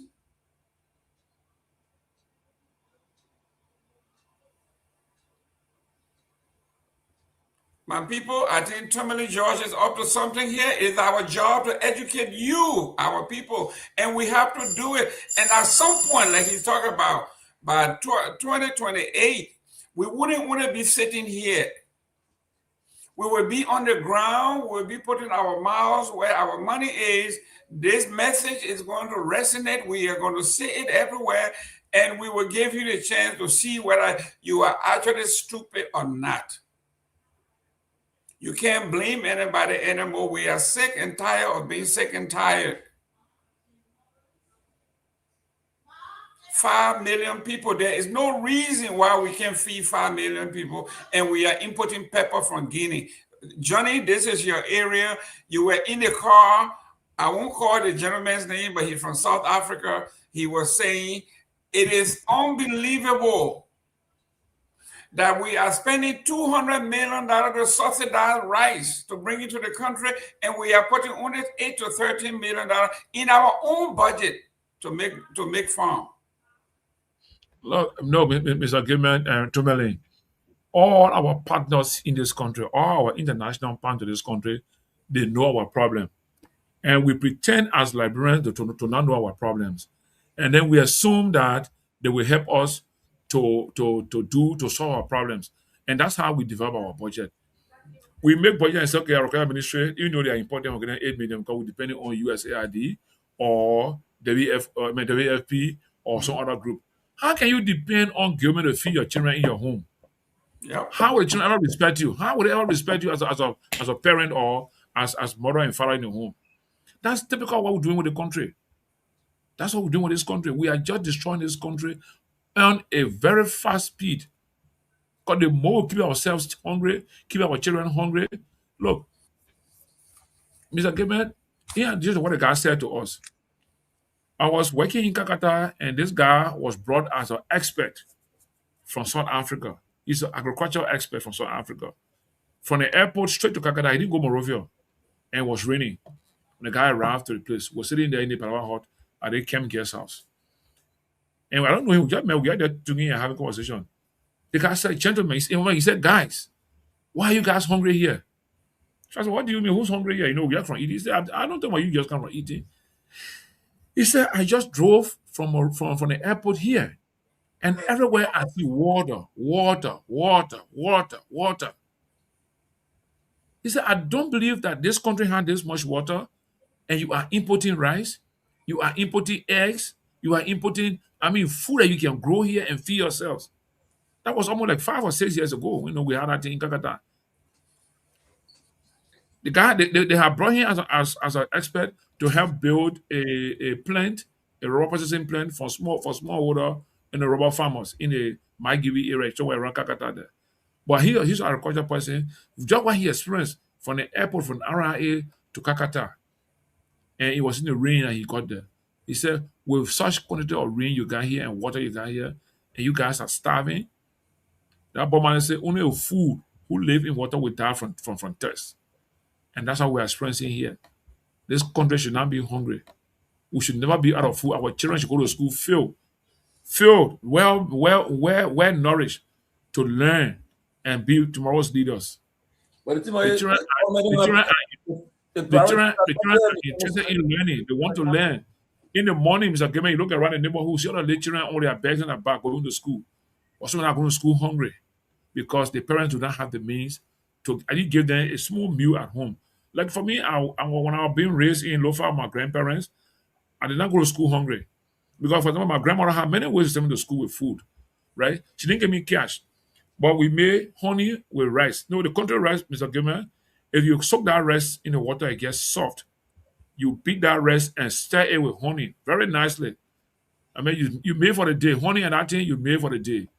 Sometimes we make that with groundnuts, with rice, and then mash it up into grind it or mix it up with honey. I have food. So I ate every morning before going to school. If we didn't have that, I knew I had my cold food to eat. Thank you. Because let me come to Tomalin. You want to say something? And I was saying, look, I would say, look, the problem we continue to face is that it comes from the people that we elect as leaders of our country. They don't treat the people good. They don't treat the people good. You see how they live. Okay? And I remember during the leading up to the election of 2023, President Bogga came to Delaware. That day that time we was born, went there to see him. Costa cooked dinner that night. So when the dinner was cooked, sat on the table. Was it at Costa house? No, it was at an Airbnb. Yeah, so dinner was sitting there. He had a table. But we started lecturing up an old story there. I sat down and said, yeah. Look. So then fast forward. When I see the puppet moving down, I said, wow. And you would think that when you say and he sees himself in you. No, nobody see themselves in nobody, because on a serious note, I mean, you would think Booker would have come and said, okay, look, I only want 2-3 cars coming to work. I need all these cars here, all these stuff. One police car in front, maybe my car, and no, simple thing. I need all these stuff. Okay, I won't be you don't be giving me gifts there. Putting me sewing my name brand shirt JMB, my hat JMB, and my Rolex watch, all the thing there. I don't what I want. My goal is to work for Liberian people, to change people's lives. I want to see them. Look, let me see the budget for the president. The budget for the president. No. I want a budget. I already got my home. I live in my home since I became mayor. My home for more than 40 years in my home. I need all this stuff. Yeah, okay, for presidency, yeah, you can reinforce the fence and put some features there, but I need all this stuff there. Okay, look at the farm. When he was vice president, when he was not even president yet, we ever want a farm? What about that farm? Go to the farm now. Find the people how we kept on beating on the farm. Okay, and what's happening? And it tells you that when somebody takes power, you know the person comes to change. They change the country. No. And then why do you think Bugger want to run for it? Now he running. Why do you think he want for re-election? Because the president got a lot of perks. You see your man Trump. Trump telling the people say he tells Steve Bannon say go be talking there. That telling the people say are running. Let me hear what they say. Steve Bannon going to say y'all be talking out Trump running for a third term. Okay, he's saying it because Trump is what he making out of the presidency. The kind of money he have made. He made just in the last 2 years, 1 year, almost $4 billion he made already. Man making a family. So and all for the presidency.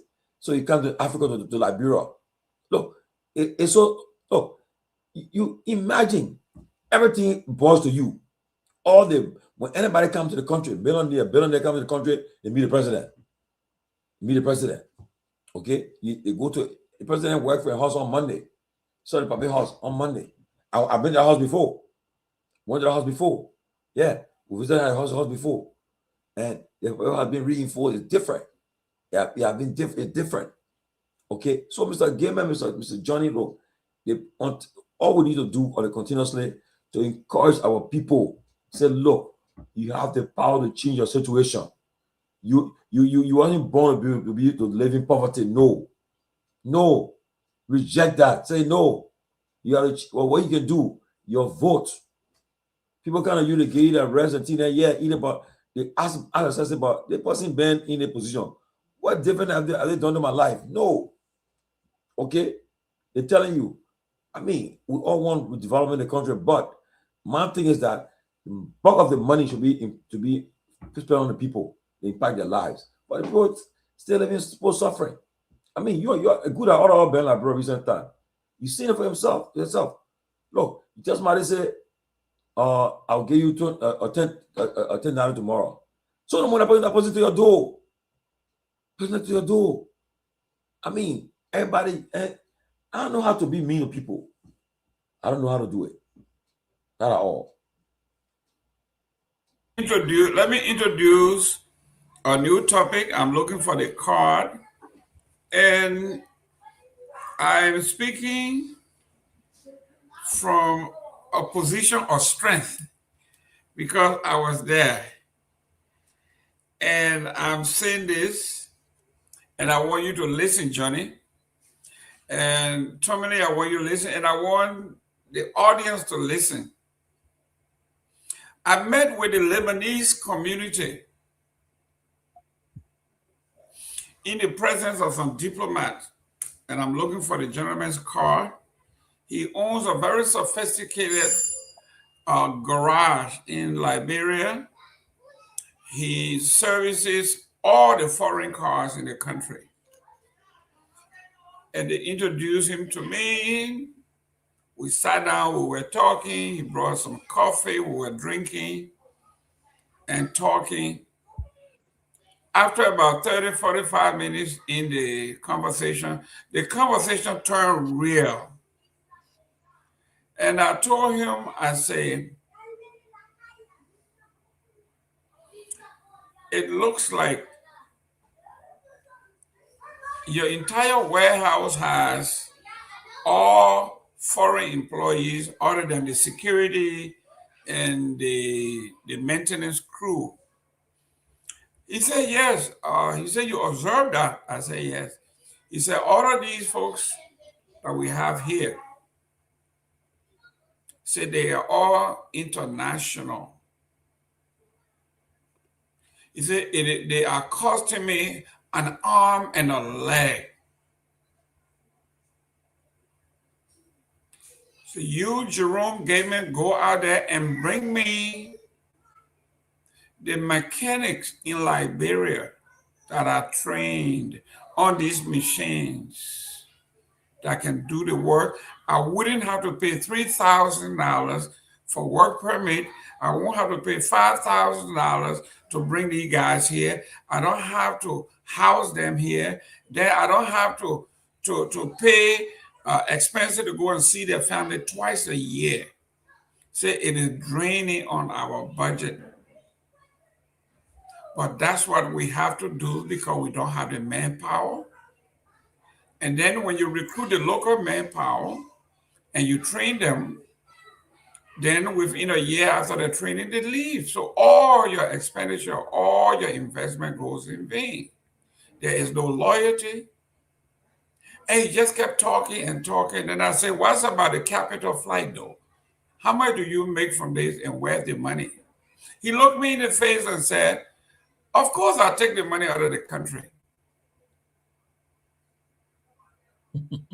He says, every dime if I can.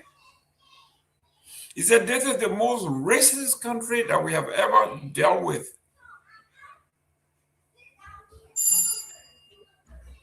He said, Mr. Gayman, he said, my father was born in this country.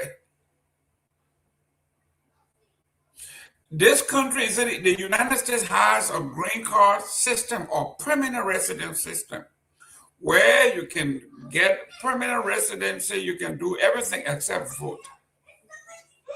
So Liberia does not have that. Liberia denies us the basic human right to just stay here. So every year I have to renew my work permit.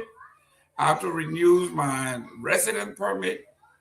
Every year, he said, just imagine my father was born here.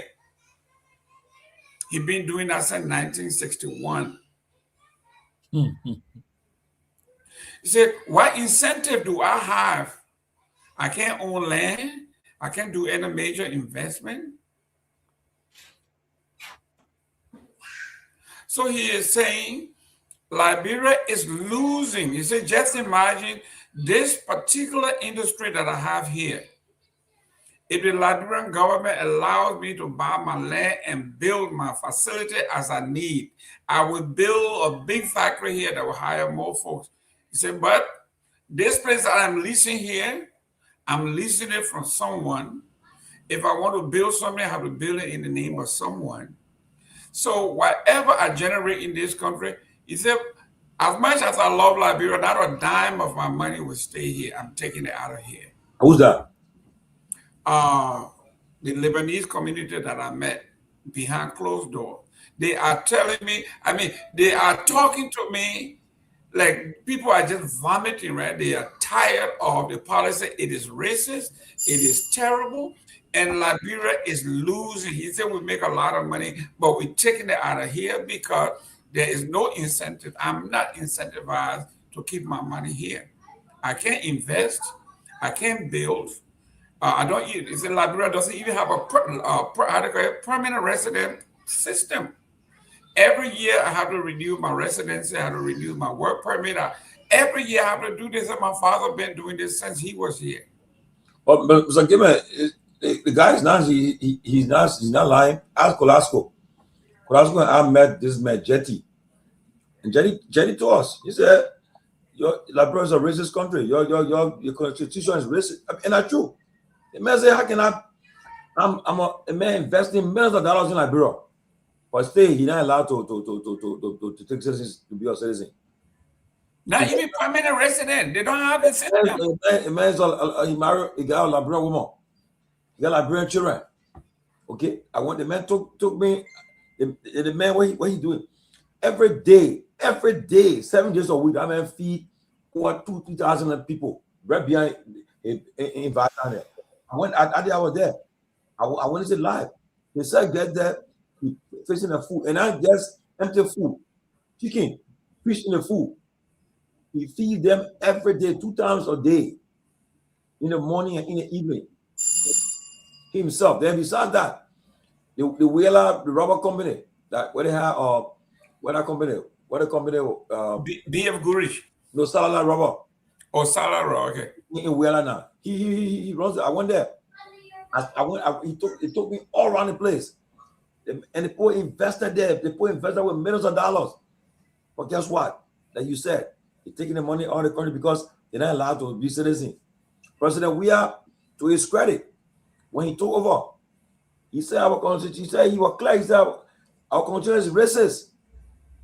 He said, why we can't allow the people to own land and be citizens? But he got attacked. But he was right. Because if people who are born in Liberia, why are you allowed to be citizens? He said, Tomalin, I want to be president. I want to run for no office. I just love Liberia. I want to stay, invest and stay and die in Liberia. Okay? But they're not allowed. Johnny, we are talking about some serious that the man is saying. So I didn't know that Liberia didn't have a system of permanent residency where you can do everything except vote. He said no. His father been there since 1963.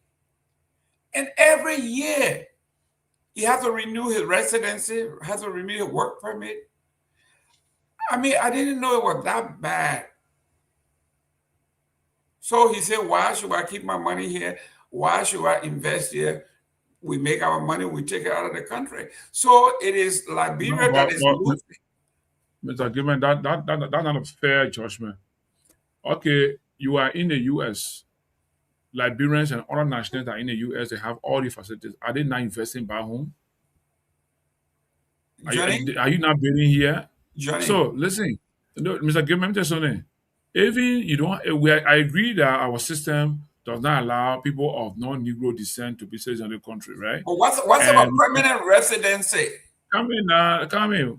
I agree. We have to work towards those things. Yes, those are things I'm looking at to even look at the Constitution and say, look, people who are not even Negro descent can have permanent residence or other things here.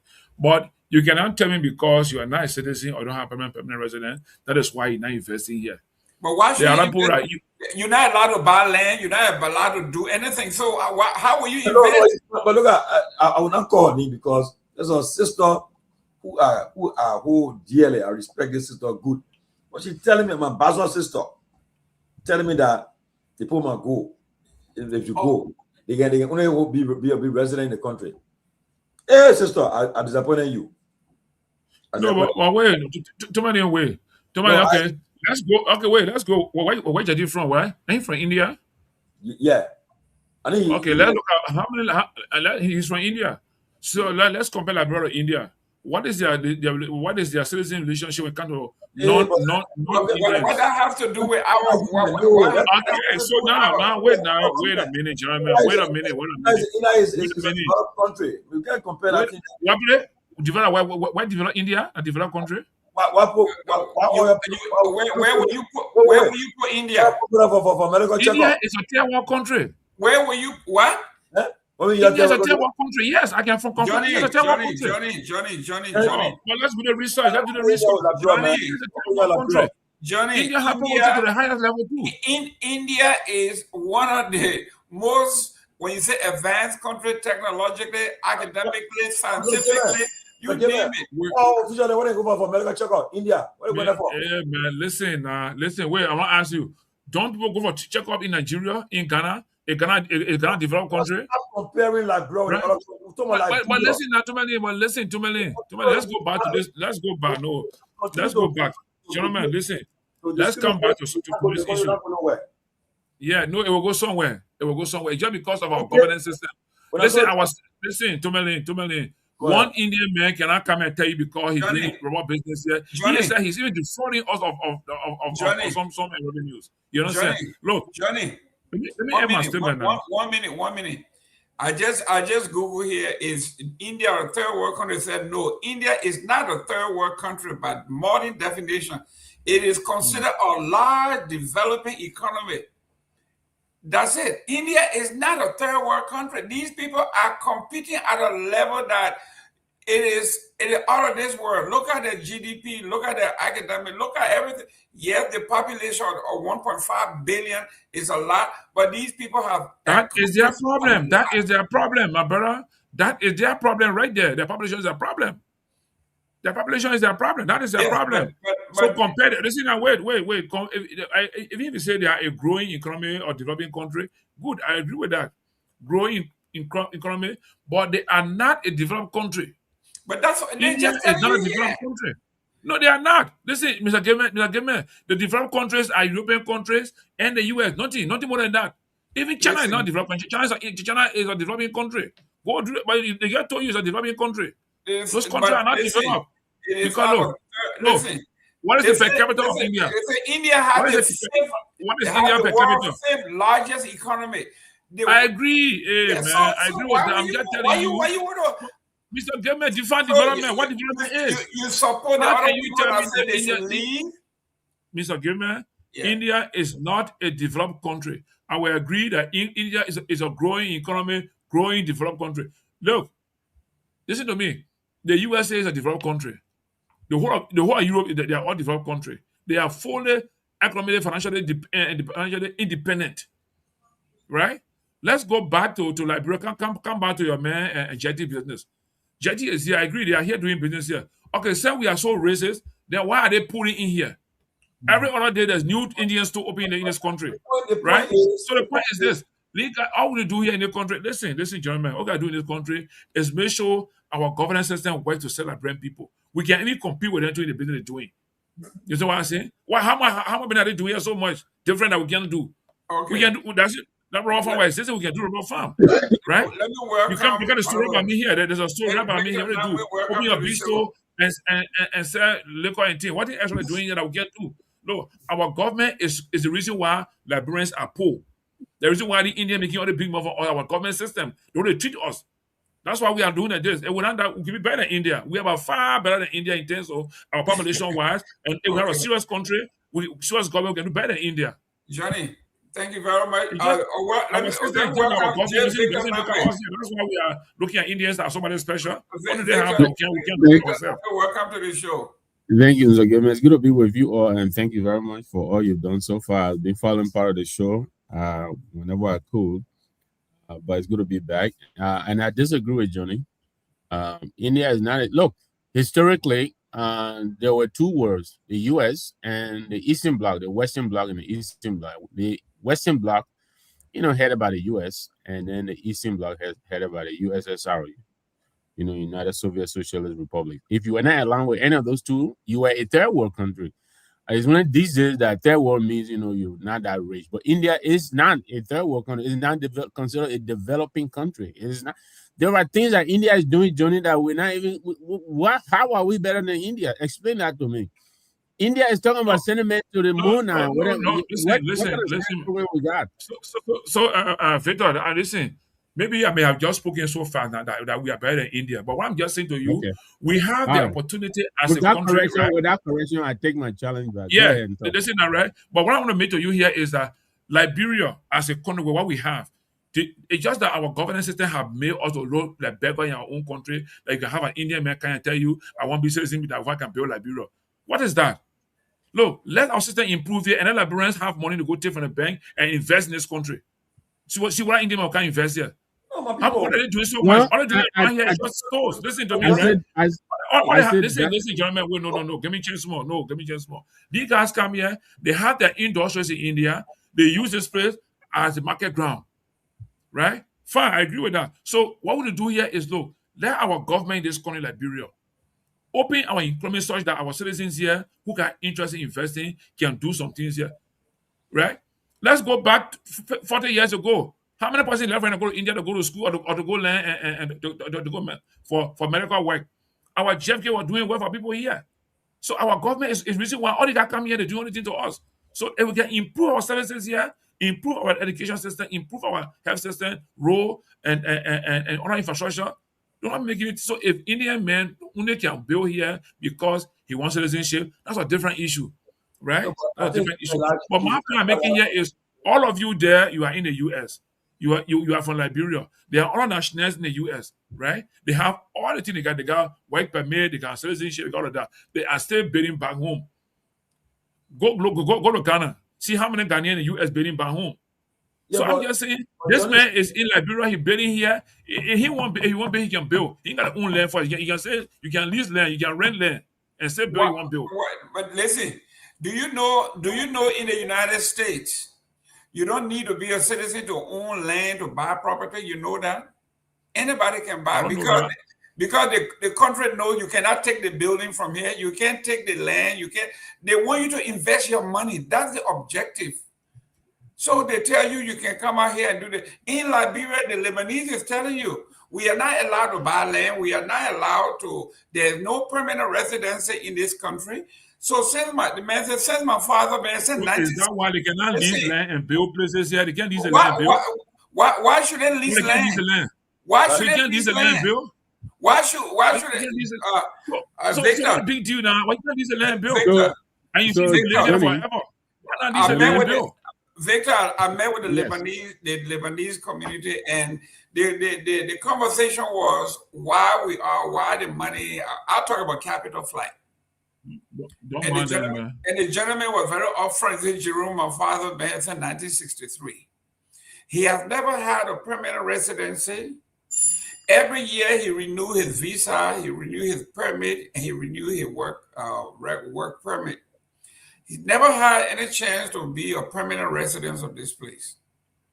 So our wealth, whatever it is we generate from here, we carry where our permanent residence is. So the question is, some folks are saying here, we don't need them in the country, they need to leave. And the United States is saying, come over here, bring your money, invest it, buy the houses you want, pay your taxes. So what's the difference here? Why are we so poor mentally? And it translates into our public policy. Your take on this issue? Well, I can understand the frustration coming from Johnny, his angst. And I agree with him. Liberia used to be, I heard him say JFK used to be, and I agree. Liberia used to be. But right now, if you compare Liberia to India, even to Ghana, we're not making it. No, Even Sierra Leone. And I heard you, Jerome, at some point in the program, you said somebody told you Liberia is behind every country that is behind. And that is correct. That's true. That's true. Yeah. So I'm sorry, Johnny. I know how you feel. I feel the same way. But let's be honest. Right now, where India is, Liberia can't even smell them where they are. I mean, yeah, granted. Yeah, so let's be clear. Go India, where they go for medical or transplant now. Thank you very much. So your angle, I share your angle. We should do better. We should be better than where we are. This is what all of us are saying. You're talking about $1.8 million to feed 400,000 children. What kind of joke is that? What is that? But these are the decision makers we have right now who are running the country, and that's why we're in so much trouble. I mean, I would still agree with those who argue that we have enough resources, we have enough to take care of ourselves. We need judicious management, we need leadership, we need hard decisions taken. I heard Jerome say what Musa Bilete was saying. Once you get appointed, you go and pick up your license plate, you go and negotiate your own car, you pay for it over time. Why are we giving people scratch cars, giving them fuel? I mean, it's like you buy babies. We're babying people for working for government, and you wonder why there's so much burden on government, So we really thought these are some of the fat in this government that is this government, this president was going to cut out, but unfortunately that is not happening. And hence the frustration, that some of us are feeling. There are a lot of good that could be done. You Yeah, know? but And so, yes, does America need anybody? absolutely not. But do they ask you to? Do they encourage you? Do they encourage you to be a homeowner to accomplish the American dream, which is house ownership? And are they encouraging you to the point where they even giving you money as down payment to start your first home? You know, first home buyer. Yeah. I mean, I get an argument that no one is an island. Everybody needs everybody. But right now, America is in a place where I mean, it's also psychological, but they're in a place where they're projecting themselves as being completely independent of everybody. Right now, they're fighting. Trump is fighting everybody. Trump feels everybody needs them, then they need him. Then he needs them. So we need to put ourselves we used to be the envy of West Africa, all of Africa, you know. I think it was you or somebody who said here, almost every independent country is here. Most of the people who are the leaders, they came through Liberia. I know I went to school with Sudanese, you know. We all seen them. I went to school with South Africans. Today, these people are ruling their countries, and we're still where we were, if not even worse. You know, when are we going to wake up and smell the coffee? Everybody's leaving us behind. Everybody, even Sierra Leone next door. You know, I love when I was young, you know, with the coups in Ghana. I still remember these people were queuing for bread, you know, for carnation milk. Most of the people will come here and we were in school with them, they will tell you the life they were leading in Ghana, even Sierra Leone, Sierra Steven time. But everybody has wised up, you know, they're thinking smart, they're working hard to build the foundation that are necessary, you know, to push the country forward.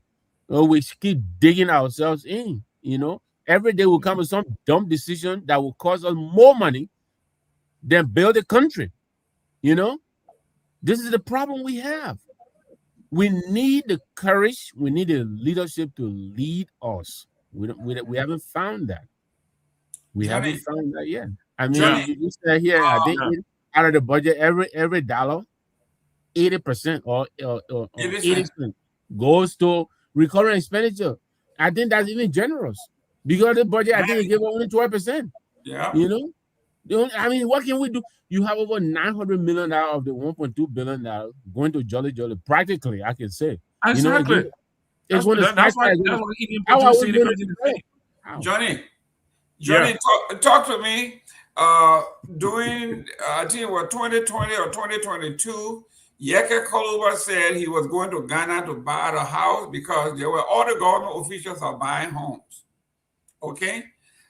So if a man who is a Liberian, who is a non-Ghanaian, is going to Ghana and taking our resources from Liberia to go there and buy a home like everybody else, why can't we say the Indians and the Lebanese? And there's a gentleman here. He says, I was born in Liberia, but because I'm carrying a Canadian passport, I was given 1 month stay in Liberia. The country and I have extended every month has to extend. Now you tell me, why will you have the entire Liberia taking your resources to Ghana or Sierra Leone, and they are encouraged to buy homes and invest and build a factory and everything else? And then you are saying, we don't want you here. We will not give you permanent permit. We will not give you permanent residency. And you keep bleeding. The capital flight is huge. And yet and still, you are saying because they are white or because they're from a different country, they can't do it. Johnny is killing us. But Mr. Gayman, I also understand, you know, your passion for some of the things you're talking about here. But I'll go back. I mean, all the things and let's look at the foundation. All these are happening to us because our governance system has not invested in its people. Because, Mr. Gayman, let's look at what the Indians are doing that we can't do with Liberians. What are they doing? One minute. Wait for me. Why are you picking an Indian? Why Indian? We're talking about Lebanese. Even Lebanese. Listen, Mr. Gayman, the Lebanese, the Indians. Who else can we talk about again? Right? What are they doing here that Liberians cannot do? What the extraordinary business are they doing? Besides importing goods from their own country, from India, from China, but they can open store and sell. Right? What I'm saying. So what I'm just saying here is, if our government can decide that, look, we want Liberians to invest in their own economy. And they create that opportunity for Liberians to do that. Right? These guys will not be here. Let's compete. Okay. Mr. Gayman may say he want to invest. No, I mean, you're trying to make big news on you. You want to invest. Why else you want to do an investment? Even the company you're running, what are you giving the people as benefit in Wiala? You know how many times I worked there on issues of labor issue in Wiala? In the recent times I've been managing that company, somebody knows what the issues that have come there. This guy has just, in fact, like pocketed many of the senior government officials. This Indian man talking about the jetty man talking about here, the Indian man. Besides that, right? What else do they do here? You go all around Monrovia, Indian stores. What do they have there? Liquor. They can open narco product place here. What else are they doing? Right? Look, let's go back. Look at Aslamita. You told Yekepa was built by European, German, by Italians and Swedish people. Look at Aslamita, what it was before the war. You now become the highest investment in the country, Aslamita. Go see Yekepa, what is there? Yekepa has not recovered from the war situation yet. Yekepa is still filthy.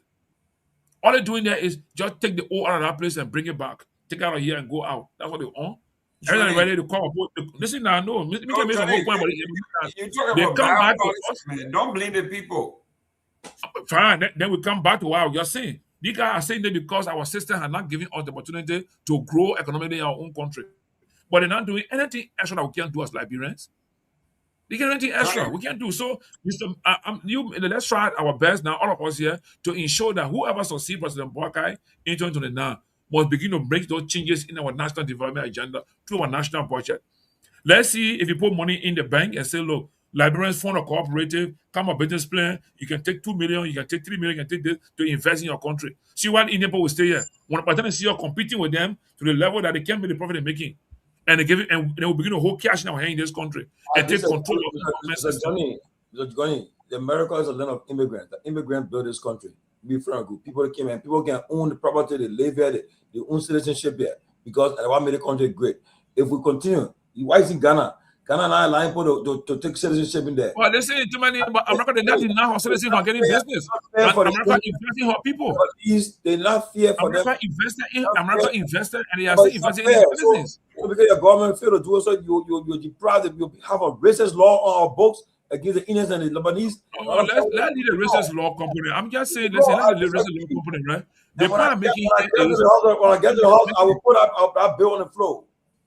I agree. We are good bill to put on the floor, right? But the issue here is the issue here is that this law is not stopping Gayman. I mean, it's not stopping any Indian or Lebanese man from leasing land to construct and build on it. Why would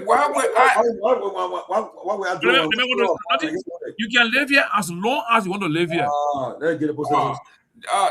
Victor, listen. For some reason, some of the argument our folks make, like this person is making here, says, you tell me which African own property in India, Lebanon, and China. So because those people don't do it, I don't know much about that. So our place has been as backward as it is. And I was shocked. Because our government has not been giving an opportunity. The government don't get everybody money to start a business. The same argument. I was shocked the other day when I listened to Abdullah Kiatama and the group that was saying that the Fullers shouldn't be citizens of Liberia, blah, blah, blah, blah, blah. Okay? So why are the Fullers coming to Liberia and doing better than most people? When you are saying, what is it that they do that we cannot do?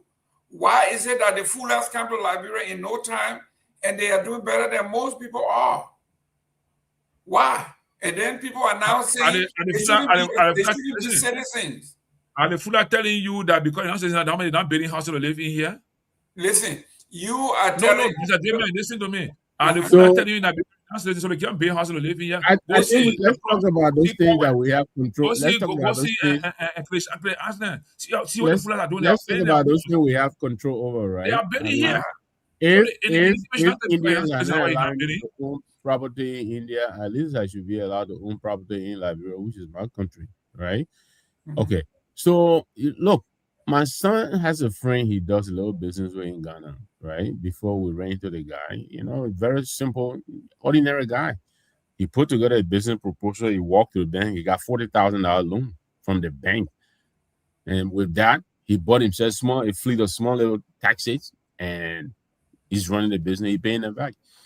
Why can't government do that for Liberians? That's the point. I mean, that's the I issue. think this has something to do, So Musa Benedict is arguing with the CMC. You got $200 million from Asala Metal. Instead of giving the speaker money for increasing $500,000 for entertainment. Exactly. He's dancing all over the place. Of course the man know he got money to be spending. He's dancing all over the place. You think you could give that money to a cooperative bank or something and say, I did get you in your help. Let's improve them. Let them form their little cooperative, come to us here based on what they own in the street. We can give them some more money so they can maybe empower some more people, or bring the agriculturists, go to Ministry of Agriculture, get people like Johnny or something, let them form cooperatives.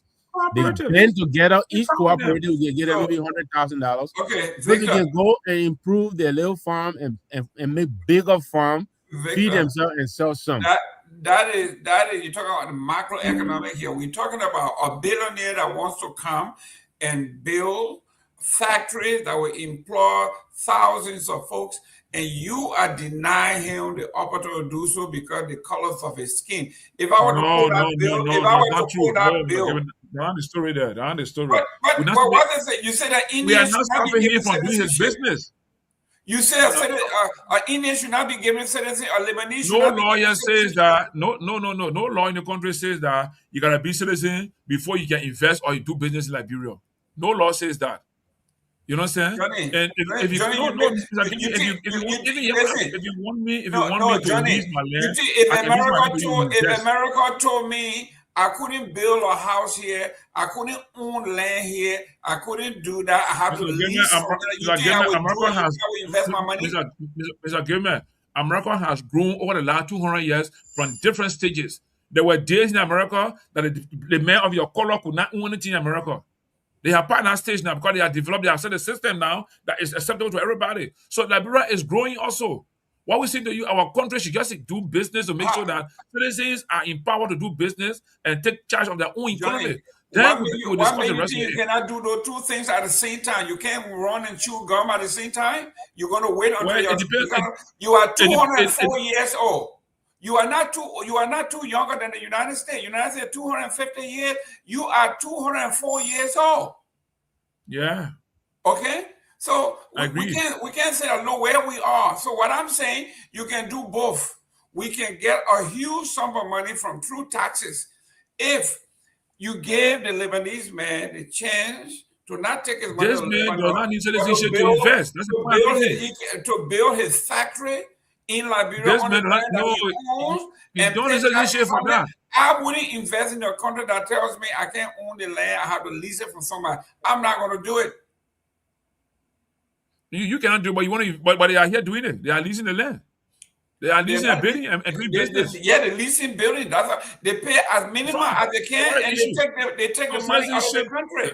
Citizenship is a different issue, but you can tell me. No, it's not a different issue. They are intertwined. Because I invest in where my residence is. I do not have residency in Liberia. I can't invest. Why would I invest in a country? Okay, good.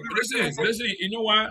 Listen, when you come to, before you come to Liberia, you can invest, you read all the rules, all the conditions. When they don't fit you, you don't come, right? You don't come. So those who accept the condition, they'll come and work. They'll come and build, they'll invest. That's why we are where we are. My issue here is let the Liberian government know that their citizens need to be. We need more Liberians who can become millionaires and take charge of the economy. In the USA, most of the millionaires in America are Americans. My brother, actually, Johnny, that's not true. Most of these people are either Canadian or Europeans. They're not Americans. Donald Trump are American man. Why is Trump? Listen, who is Bill Gates? You see, who is Bill Gates? Who is Trump? This man said we couldn't vote in the United States until 1980s. Johnny, can you imagine this man saying this kind of stuff? This man saying we couldn't vote in the United States until the 80s. Where in the world are these people getting that kind of information from? It doesn't lie. I'm not in that conversation with you. I'm just telling you that our government need to ensure that citizens in the country have access to money to do business. And nobody going to Johnny, nobody disagree with you, but the money you get so then leave that. That's a different thing. We're not going to leave that. The money you get from taxes, okay? The money you get from taxes on factories, on corporation is more bigger than you can get from a regular citizen that you can get 5,000. And you look at what was the report on the Liberian loan default? It said almost 80% of Liberian default on their loans.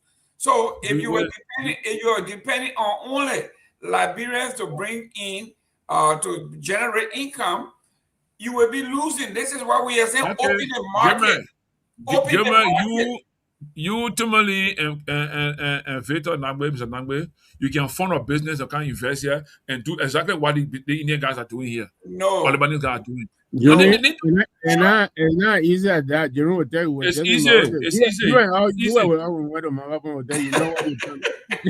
know what we're trying to do. You went right with that. But it's because these guys don't collaborate too. Because these guys invest together. Victor, why you want to put a man on this spot? This man, Johnny, did the people from the ministry send you all the information we wanted? Exactly. You see, now he's frozen. You see? Let me say, I'm going to unfreezing. In the meantime, let me stay in the cold. Let me be frozen. Let me talk. Look, why Jenny is frozen? Let me thank the political leader of the CMC. Today, he fulfilled one of his promises that he made. I've been hearing all these people, my friends, CC, instead of him fighting his battle, even though we support his fighting in Minnesota, he still has time to be fighting and punching. He want to know when his CMC promises will start being delivered. So, Mr. Sissoko, today, the political leader of the CMC was in Johnsonville, where he delivered 1,500 bags of cement. Wow. To build a health center. To build a health center. Thank you very much, Jerome. So I just want to congratulate him and commend the CMC. Right now, we will do the little, impact projects we can and show to the government and show our people what is possible. And this is what we're talking about. These little things, they add up and they complete the picture. So I just wanted to congratulate the CMC. And we know that the equipment to begin the breaching bunk is moving to the site. I think some of the materials are already there now. We're waiting for the dry season. So, we'll continue to push and do the best for our people. Oh, you're back? No, he's not back. Johnny like gone. Johnny got a whole background change. No, but we got to do something about it here. We got to do a special. No, my wife said we need to do a fundraiser and get one of the solar generators. I'm not serious about it. When I want regular panelists, he tried his best from whatever my brother to make it on the show. Yeah, so, we gotta help Johnny. Do it, Johnny. I got light on. You can see me. Yeah, your we saw the flashlight. What we're talking about is that little kid that's standing in front of you with a flashlight. How long can they hold that light? Johnny, we got to do the best we can to get at least 2 solar panels. I'm over the solar panels. Johnny, we'll talk about it later on. Let us know. We'll talk about it in the back. Yeah, we will talk about it. We'll talk about that. We're talking about it. And then we'll come back here and ask Nora Hooks and ask James Brown and ask Seleke Kromah and ask Riley Sieple. And of course, Jim McBarrow, she doesn't draw back. Joma Jala, Joma Jala is one of the biggest contributors for our Christmas drive. Yeah, that's $50. Joma Jala, trouble. Yeah, it's all right. But listen, guys, the CEO is here and Johnny is here. What I'm hoping we do, maybe sometime some of these Fridays, we gotta lighten it up. I want to introduce like a entertainment Friday, like a concert, like bring what the guy that just came from jail. What's his name? The rapper in Liberia. What's his name? The one that Bucky Roy. Bucky Roy. no entertainer. If we get Friday, no problem. We're gonna spice it up. No problem. We need to bring these guys what we over here. need, Jerome? We need to bring a youthful person on set. We need a youthful person on the panel. Some of these people I don't even know them. We don't know them, but these children they know. You know, my son was telling me. How do we attract a younger audience by bringing these people? So what we're gonna do? I got an idea from my friend from NBC News, right? Friday they have a concert outside. They usually bring entertainers. Yeah. And they will have big concert. They will have concert outside. They mix it up. Listen, that best practice. Same thing. Fox News is doing the same thing. They will bring their country singers. They'll bring it down to downtown New York, Times Square, wherever. And Friday is a day to lighten up. So this comedian in Liberia that we just saw, what's his name? Angel Gabriel or Angel Michael? Angel Michael. Those, I mean, can you imagine we're hosting this guy on a Friday, okay, for a whole hour to just lighten up the crowd? That's true. You can do it, no problem. Yes. We have to pay the man way and make sure the man go home. We can do it. Oh yeah. I mean, when he comes here, we can have a little. Mr. Gayman, let's start it. Yeah, we can have a little. Make contact with Angel Gabriel. I call him Michael. Michael, yeah, we can go out there. Even out here, the people enjoy. We say send off $5-10. Let's give the man something. We can raise $400-500. It'll be better. So they got Dearborn. What the other guy's name? Some guy buy the child heavy. Hey, listen. The man getting a lot of. I can get to think about that. Yeah, the man getting a lot of. I always don't think about that. Ain't what I tell you. Did you talk about MC Carroll or what the other little girl you talk about? I know go ahead, Johnny, you do it. Yeah. Listen, everybody got their own audience. Everybody got their own audience. Everybody got their own audience. We're not going to prejudice anybody. Anybody who is available on Friday will bring on a program note, let me announce, right? On a program note, tomorrow we'll have as our guest, Akaros will be our guest tomorrow. You'll be our guest tomorrow. So you come and grow Akaros. You take it to him. He'll be our guest. He says that he's no more with Spoon again, but he's now a panelist, the animal, but he'll be our guest tomorrow. So that's coming. Right now there's a beef between he and the guy who succeeded him, Prince Toll. Mm-hmm. So we come there and engage Akaros tomorrow. I'll try Mr. Nagbe, you guys will come fire it. Take it to him.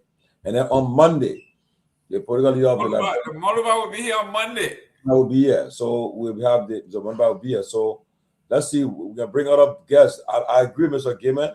Let's do it. Let's find somebody we can bring them forward. And let them make the place spicy. Let's come. Of course. Most of the artists there, you bring them, they will charge you. I mean, listen. They charge you. We have to respect for what I love. I went in Liberia. I wanted to see this guy back. I didn't meet him. People were surprised. He one of my favorite guys. What do you call the guy? What his name, man? Dean. No, the one can say. You get your days. I get my own. What is it, man? Prophet, J-Body Prophet. No, not any. He get open tea, man. What any? Hey, man. 1, 2, 3. 1, 2, 3. No, any 1, 2, 3. Hey, man, y'all help me, man. Help me, man, people. Okay, guys, listen. Your son needs. Is he a comedian? He's a musician. The man can sing, man. Oh, okay. 10:30, yes. Thank God. Okay, 10:30. 10:30. Oh my God, 10:30. Okay, 10:30. There you go. So I beg you, man, that reach out to these guys and see if we can bring them. Yes. Promoting them too because we're running away. So let's see who we can bring. Let's bring them. You know. Let's do it. I said, what the guy name, the comedian that 10:30. Where you play the comedian Dean, the one that used to play Cousin May. Yeah, bring them. You remember the guy who played Cousin May? Yeah. Oh man, the guy is good. This man, I think when the ball played, I can try to get Kobasi too, if it's possible to get Kobasi. Yeah, but I mean, like I said, everybody who has connection with these folks, let's start contacting them. Please play our video, man. Myean, play the video. Play the video, man. Which one? We video that again. Watch it. Myean, let's go. 1, 2, 3. Myean, hit it. Let's go. We video that. Play, Myean, play. Yeah, the guy named Joseph Dean, comedian Joseph Dean. Yeah, that's his name. That's his name. Play, man. Myean, play, please. That loud small. Where in Jamaica? Play any of those things, man. Let's laugh. It's so funny. Look, this man they call Joseph Dean. That guy is funny. That man played that. I don't know whatever happened to the anti-May kind of thing the guy was doing, but it is amazing what these guys, how talented they are when it comes to. But you know, Johnny and Victor, in America, the people say art imitates life, right? What the people are talking about is life that are actually going on the ground. So when you hear someone say, in Jamaica, say, the boss office for ringing. Yes. So someone's calling. I ain't gonna answer the phone. But the man say, when a child wakes up in Liberia, the child is working full time already because the hard time in this country. Just waking up in Liberia, he said Joseph Waka is right. That is a full-time job to wake up in this country. So you said to live like brother job. Now in Jamaica said to live like just waking up to see the light is a full-time job. Joseph Waka is right. We are all working, 100% fully employed.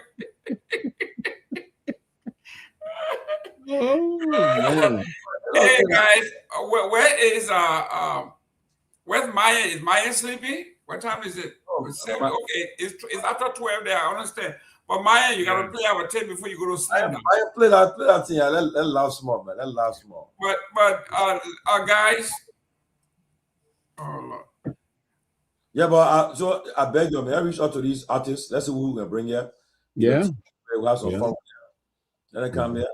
You know, even some of our soccer greats, they bring them too. Yeah. You know, I was watching a video after the country meet, they ended, where President Weah met the Grand Crew team. Oh, and yes. They tell the guy, say, you know, he said, you number 9. He said that he said 2 players who play also. Then he said, you go break ball. Do so. You go say, look, hey, man. He said, you go break ball. My man. We can disagree with politics. We want all we want, but that guy, he's one of a kind. You number 9. Then they send the ball. Football genius. So you go break ball. But you just play about it, so and just go, you gone. Oh, yeah. Go get that guy a gift. Look, and even in politics, right? When you're talking about public speaking, when this man is speaking to the crowd, there is no way he captures the attentions of the people. And when he's speaking and you compare and contrast, President Weah's only curse is envy and jealousy. If you talk to most of the young guys, why are you so mad with him? They say, all he want all the women in the town. Is there any reason to be you're not talking about economic policy, you're not talking about anything. They made a playboy, he want all the women. I mean, it is one of those things that I'm saying. The man is a star. Tomalin George, the man is a superstar. Everywhere he goes, he attracts attention. And I know it is not a good thing for I tell you a story though. I remember we were in Florida in 2004. I think it was his birthday, so we decided we had a party to we decided to go to the club that night. So when we got there, man, we got in the place, and while we're in the people were in line, long line to enter the club because they said Shaki and me were there that night. Yeah, they were there. By the time the man said I was just we are in the car, the man said they pulled security came for the guy, man. He said, "Oh, Mr. Ambassador, who you were?" He said, "That my guess that." We bypassed that line, took us straight into the VIP section. I said, "Wow." Look, yeah. So say what you want to say, man, but the man is a great man. Listen, that's what I'm saying. I saw Denzel Washington introduce that guy at the SPs. That way. Who is that now? Myean, my man, play our video, man, so we can laugh a little bit. But one last month, that last month, man. Yeah, but Victor, you are right. That introduction at the SP Award was something else. Listen, I don't care what you say about this guy. He is young. You will have to contend with him for the next 20, 25 years. Anybody who wants to denigrate, want to harm, whatever it is you want to do, you are doing it at your own peril. You better stick with your public policy, stick with what you can do for the Liberian people, prove what you can do. As long as you do those things, you'll be fine. But if you say you want to go out there and attack the man personally, you're in trouble, man. I don't care who you are, and I'm saying it to everybody. You are in trouble. No, Johnny, we during the runoff, right? We went that morning. The guy said, "My man, we were here at the city's headquarters from 6 in the evening to 11 o'clock at night." So we went home. Tomorrow, y'all can't play basketball tomorrow. So okay, man. The man who got to the place, he played Tiwa first. He beat Ben Sanvee. He beat Costa. He beat Kev. Man, I said, I'm my hero there. On the basketball court. So I play on his side, Kev on the other side. We beat Kev them. But man, after the first game, I said, man, I don't know. He said, oh, y'all want a young boy, y'all give up. That guy for 3 other games, my man. He was playing. I said, well, man, I give up. Hell, I give up. Yeah, some people are just, what I like about America, like I've always said, the only country that I respect is India.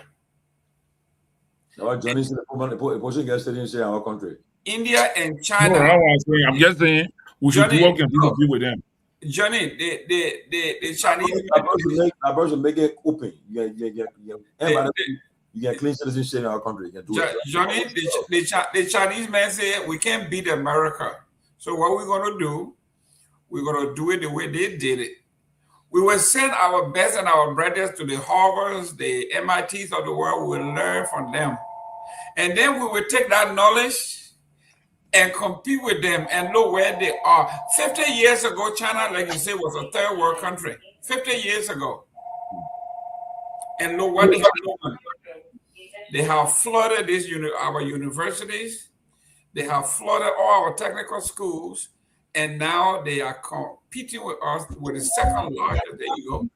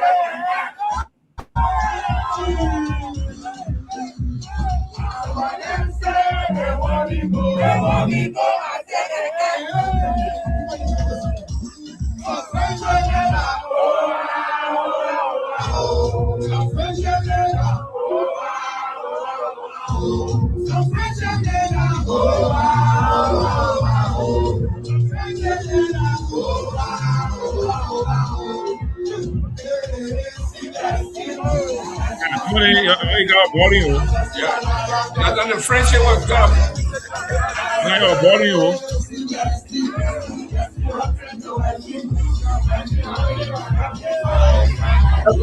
Everybody in the background, jump it up. You see Ben Sanvee?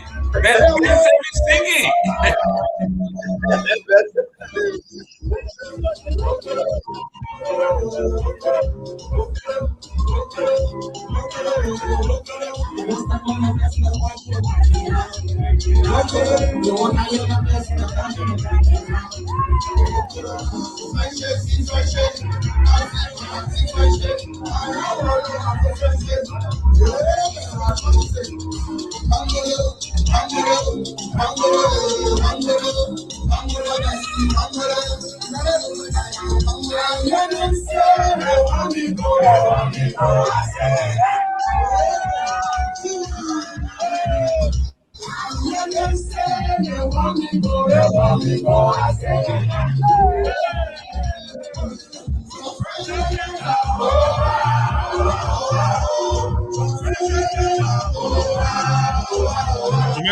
The trail, what is it? The period will go.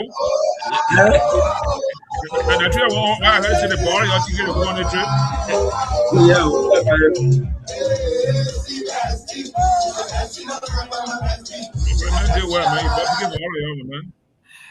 Hey. No, but you know, but I put it, you know, this, you know, who no, got a chat room, but maybe we don't know. We are standing in one chat room together. Yeah. One thing we're not enemies. We come and we talk. For a day, we on the phone for more than 4 hours. I was Stanton, Peabody, Kev, myself, on the phone, Ben. We talk, you know. We look, things happen, it passed. We don't hold it against anybody. Everybody move on with their lives. You know, he don't want put a video in the chat room inside. We're making fun of it now, you know. But just to know people that look, you gotta be don't take it so serious. Things happen, move on, and everybody in their own space, you know, and life goes on, you know. We communicate, we talk, and just that everybody get their own platform now and move on, you know. People have been trying their best. I don't want somebody from the council of churches said they want to bring us back together. We said we already fine, we're cool with friends, you gotta move on, you know. But again, I just want to play some fun today. Just play some fun. Somebody posted it today, and I was saying play some fun. But do you know that anytime we're somewhere, right, we to a party to some gathering, when the music come on, oh, the boy can also, oh, you can. They said if you the people that are there will say, and people that are jump might be dancing to you won't know. But you guys. The song was very popular, but when you guys joined that was like the musical video for that particular song. Everywhere we went, they were playing it because you guys were in there. And then very popular. Made it very popular. Just like when the president was dancing that Buka song, it just went worldwide. That Buka song, that president, we have that song popular. That's what I'm saying. I mean, when he dancing it, when he everybody, everybody. I mean, the Ghanaian comedian, the top Nigerian comedian, everybody were talking about the president dancing that Buka song. Everybody were talking about it. The only problem we had with Stanton was when he and I had that encounter during his sentencing. He just, I don't think he will ever, whether he will ever forgive me or something, but I wanted that because it was part of the news. I was in Liberia. I was at a house that day. I was at a house. On a holiday in Liberia. I was at a house across the bridge. I was there when that day. We were eating together at the house.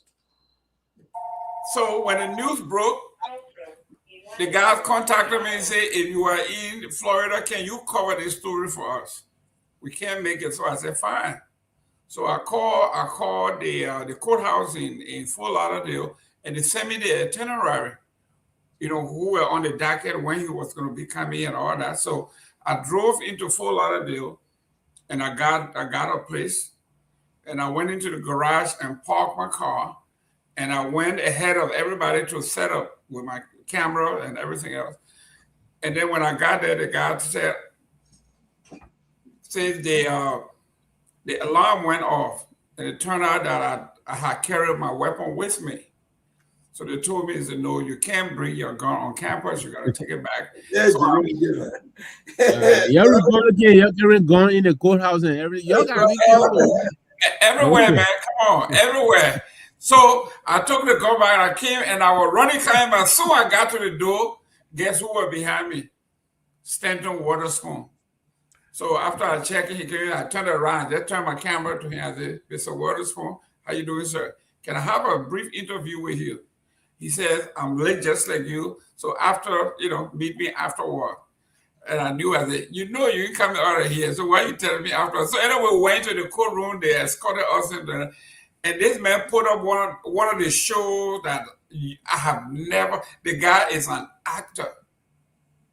The guy came in, they brought him in, they escorted him in. He was sitting in the prisoner box with his lawyers, 2 girls, 2 ladies. Was he cough or chin? When he came in, was he in cough or chin? No, but because he was about to be sentenced, they brought the cuff, they brought the chain, they brought the leg chain, the leg iron, they brought everything with him because they were supposed to take him. So his lawyer came, the prosecution came, the FBI came, everybody came with a thick file, and they called his partner first, the Haitian guy. They called him, and it looks like he turned state witness. And he came in and spilled the beans. What he did, he was sorry, very remorseful, talk about his upbringing, talk about his mother that died from cancer in Brooklyn and all that other stuff. So the judge said, well, okay. They took his passport, they did all of that, and they sentenced him to a heavy fine, and they sentenced him, but they suspended his sentence to go and take care of his mother. And then when Stanton came, the state prosecutor, the federal prosecutor came in, and they went through everything. And the judge says, Mr. Waterspoon, it is our understanding that you have changed your plea from not guilty to guilty. Is this your plea? He said, yes, Your Honor. And then they went through the entire roll. Mr. Waterspoon, you will have to turn in your passport. Turn it in. Mr. Waterspoon, do you understand that if you have pled guilty, you have lost all rights in the United States? Your right to vote, you can't vote, you can't carry on, you can't run for office, you can't do all of the ones that you're forfeited all of these rights. You say yes. Then they said, you are supposed to remit $3.5 million. He said, yes. They turned to his lawyer, said, do you have the money? The lawyer said, yes. So he brought the envelope, he gave it to the judge. The first thing the judge said, he says, I've been on the federal bench for years.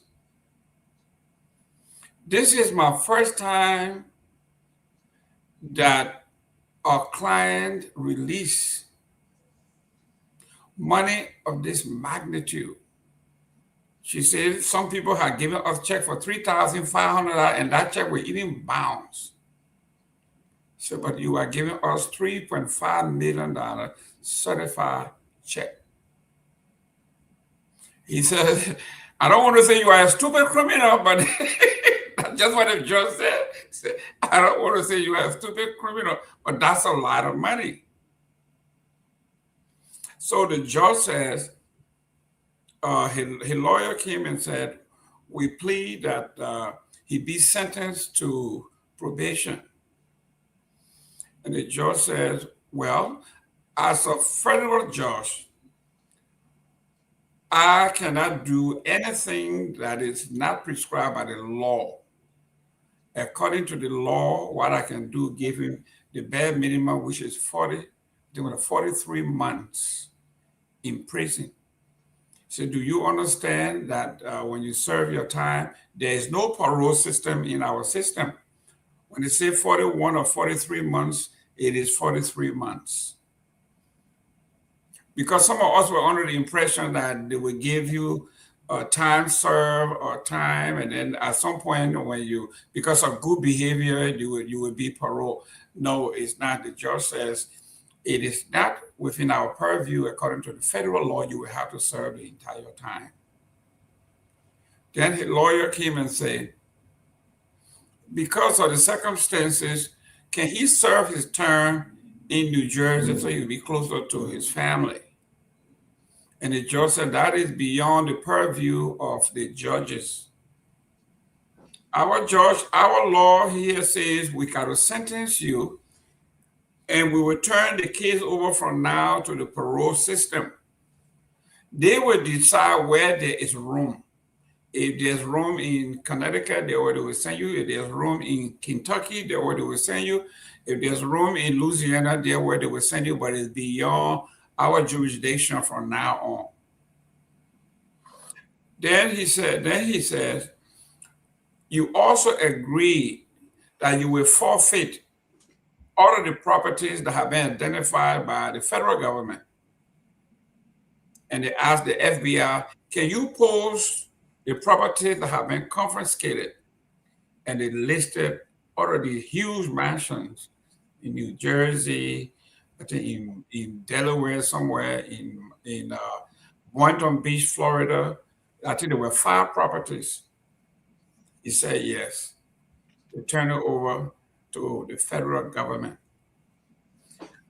As soon as he said yes, pled guilty, the federal system came in with a chain, the leg chain, and they started, the correction officers came in. Then they asked the federal prosecutor, are you satisfied that you have seen and followed the money through? He said, as far as we are concerned, we are still discovering, and we want to make sure that every dime is accounted for. So they asked him, said, Mr. Witherspoon, you agree that we do not have to turn every stone over to find the source of the money laundering? He said, yes. Will you work with the federal government to tell us where every dime is? He said, yes. And they turned around to the FBI agent and said, are you satisfied that you can work with this client to discover wherever investment was made? And then they turned to Mr. Witherspoon and said, if what you are saying and testifying to, if you fail to disclose every source of your income and where the investments are, this will be a forfeiture of your plea, and you will be reverting back to 20 years in prison. He said, yes. So they turned to the FBI and say, this is the settlement. This is what he says. Are you willing to work with him on that? And they say, yes.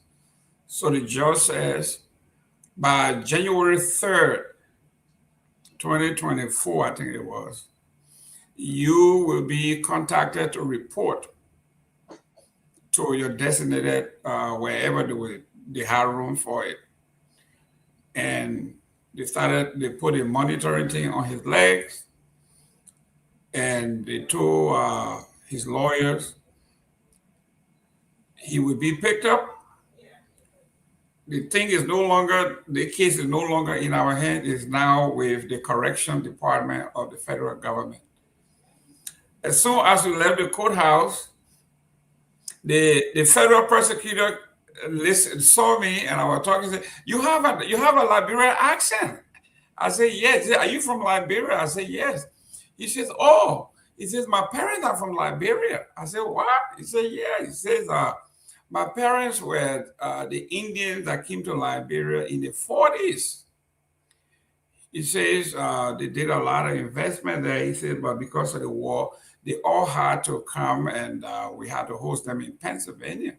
He says, so yes, I do have a lot of love and connection to the Republic of Liberia. I said, why? He said, but I'm a federal prosecutor here. He said, I'm looking forward to going to Liberia someday. So soon we left, we saw, while he was in the courthouse, we had the two Fadiga brothers. They accompanied him, and we had a pastor that came from Trenton. He came with about 1,000 letters. He says, can I read these letters to you? A character witness and all that. And the judge said, no, we don't have time for you to read all of those letters. But his lawyer, the beautiful girl, she stood up and said, Stanton Witherspoon walked in and this guy started crying. I mean, this man's shirt was wet. This guy stood before the judge and said, Judge, I let my people down. He said, everywhere I go, I'm the butt of jokes. People calling me criminals. People calling me. He said, look at me. I'm a disappointment. And this man was crying. I mean, and I'm sitting right behind him. I look at the tears are coming from this guy's eyes. And I'm sitting there. I said, you kidding me? I mean, this boy was crying. Tears coming from. This man is crying. And the lawyer said, he is a good man. This man had gone to the Republic of Liberia. He's helping the poor. He's building well. He's doing this, some of the money. He did this, he did that.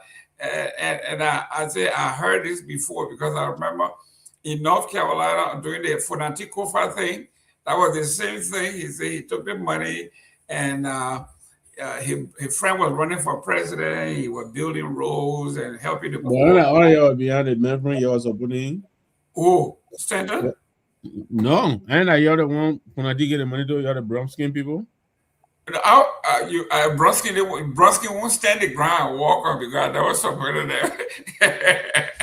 But so everywhere. I gotta ask you though. I know you're still telling a story. So when the judge asked Mr. Witherspoon that he was going to make sure to show everywhere he spent a penny, how about the thing we just saw on the video? And that part of the money he spent there, he didn't tell him there's all to go and show something. But thank God he didn't call Tomalin John. But let me tell you, though. Before one of the people in the system, right? I think I told you before the thing even happened. In fact, there was a Liberian kid working with Homeland Security. He approached Costa first. We were in Trenton. So Costa said, I want him to reach to the guys there. Because I said, but that money go to judge it in there. So the guy came to me. He opened here, told your phone. He said, he showed my picture in his phone, right? When we were going to Liberia. All who travel. Yeah, what passport picture. He said, you see, I got all the information. He said, but we're checking on your all of your straight, all of your clear. I said, huh? I was like, so before they put me into that, they did a background check, and all that stuff. So, yeah, so for me, I felt bad that I affected our whole network, our whole system, but I wasn't like afraid. I heard people on Facebook say, coming for y'all. All that coming for y'all. Yeah, we bad happen to your friend. Oh, yeah, we. Yeah. We should bad happen to us. I said, we fear nothing. Nobody gonna, I don't want to say you see. You have fire taxes. I said, where I know about people that know so much. Yeah? I said, you can go check a record. Nothing that but that life. Something happening in life, but again, these are all life. Yeah, but so going back now for some who don't have understanding. So how is the senior brother issue of Mr. Gayman? I'm sure you have a lot of insight because of your of your proximity and your understanding. How you think this is going to be? Is it going to be something that will be overturned, like disregarded or whatever? No. Once the federal government ruled, the federal government has a 98.5% conviction rate. So your best bet is not to challenge them to go to court. You either plead and find a way out. But he started with a hardcore that he pled not guilty. He was going to fight the case. And when it got to that level, when they showed the evidence that they had, and the guy said, Mr. Witherspoon had been under surveillance since 2018. He says, and I have all the bank records. We got all the printed checks. We got all the contracts. We have all the transactions. He says, and we froze most of the accounts. So the money that he was giving to the government, it was not by choice. That bank account had been frozen. So when they show it and the man said, the judge says, every other thing we can give you a break. But the wire fraud, there's no way There's no way you can do without the wire fraud, because the wire fraud is overwhelming. You transfer money from Miami to Delaware, from Delaware to New York, from New York to Philadelphia, back and forth. You are using interstate commerce. That is a no-no in this country. He says, but you also have a choice, though. The law gives you the privilege to extend your reporting date. So he keeps filing these extension. The last time I checked was last year, January, but since then I have not followed. But his lawyer kept filing the extension. So basically it was like, okay, you keep filing these extensions, but he cannot leave home. So he's like homebound, okay? He can leave, but he cannot leave without the permit of the social worker. You have to report. If you go in, let's for instance, you cannot leave certain mile radius, right? You cannot leave your county, you cannot leave your city. If you're going to do that, your parole officer have to give you the permit to leave your house to go to a certain distance. So all of these. Mr. Gayman, can you turn the time he got at home now as part of the sentence? Not once you are sentenced, you are sentenced. Johnny, when you're on a federal case, only the president of America can pardon you. Only the president. Once that guilty verdict comes down, there's nothing else you can do. Only presidential pardon you can receive, the president at all. Federal case. And the Gayman said they have, before you allow parole in the federal system, but they abolish it. So right now, only the president can give you a pardon. But like you see, right now with Minnesota right now, what happening there, right? Well, we can have President. Can we have President Barker to speak to them through the foreign ministry to have President Trump pardon him? What? Listen. Do you think President Barker has any power to even see Trump? Do you know what it takes? Listen, for Barker never asked. Right. The platform instrumental in helping Barker win, so Barker should reciprocate. Well, but the idea here was when Trump wanted to see Barker and the other 5 African presidents, he summoned them. He said, "Y'all come over here." You summon them, or he what you call summon them? What do you really mean by summon them? They call it summon when another president tell another president, "I want to see you next Friday." The people they consider it summon. It's not like if you find out, if you notice, they were not giving state honor. They were never giving state honor. So that was not a White House visit. That was a meeting. A White House visit would be when the president comes and they give you full honor, where they do all the protocols and you have a White House dinner. The only president that did that for was Madam Ellen Johnson Sirleaf, where you sit with the president in the White House after your conversation, you meet the press and you speak and you take questions. It's never happened. So that was not a presidential visit. It was a meeting that was held. It's a whole different ball game when you get a presidential visit at the White House. I don't want to We're eating money. I don't want What is it? Eating a money right? For the Kehleboe, you're right. When they were doing that, what is it? You don't have a friend like me, is it? You never had a friend like Stanton. So Kehleboe is right. You never had a friend like Stanton. Yeah, wait, they say you flew first class. Let me ask you a question, right? No, so if one of you guys here, you are blessed, okay? Some are blessed, and you start to say, "Well, I want to share my blessing with my friends." So that crime you're committing, Listen, absolutely not. Especially if you don't know any party. So do we know? Do we know what I mean, everything. Look, that you and the thing about this, right? I went to Florida several times and I saw the man's school. The man had a good setup there. Of course. Everything was real. So will you come and judge and say, oh, something happening? No. So I mean, and people, some people, and let me tell you, all Liberian people, right? The people then some people they used to like almost like they were, I don't know what you call jealous or envy. They would be talking things about us, right? And so the very people, you won't believe it, right? That when a thing happened, they said, oh, you're move on that place. And so they put it, they went there today. They went there today. I was trying to go ahead, happy body. They went there today. Okay? They went there today. And they went there today. In fact, a year and a half before the thing happened, we start giving you anything that's happening, stop it.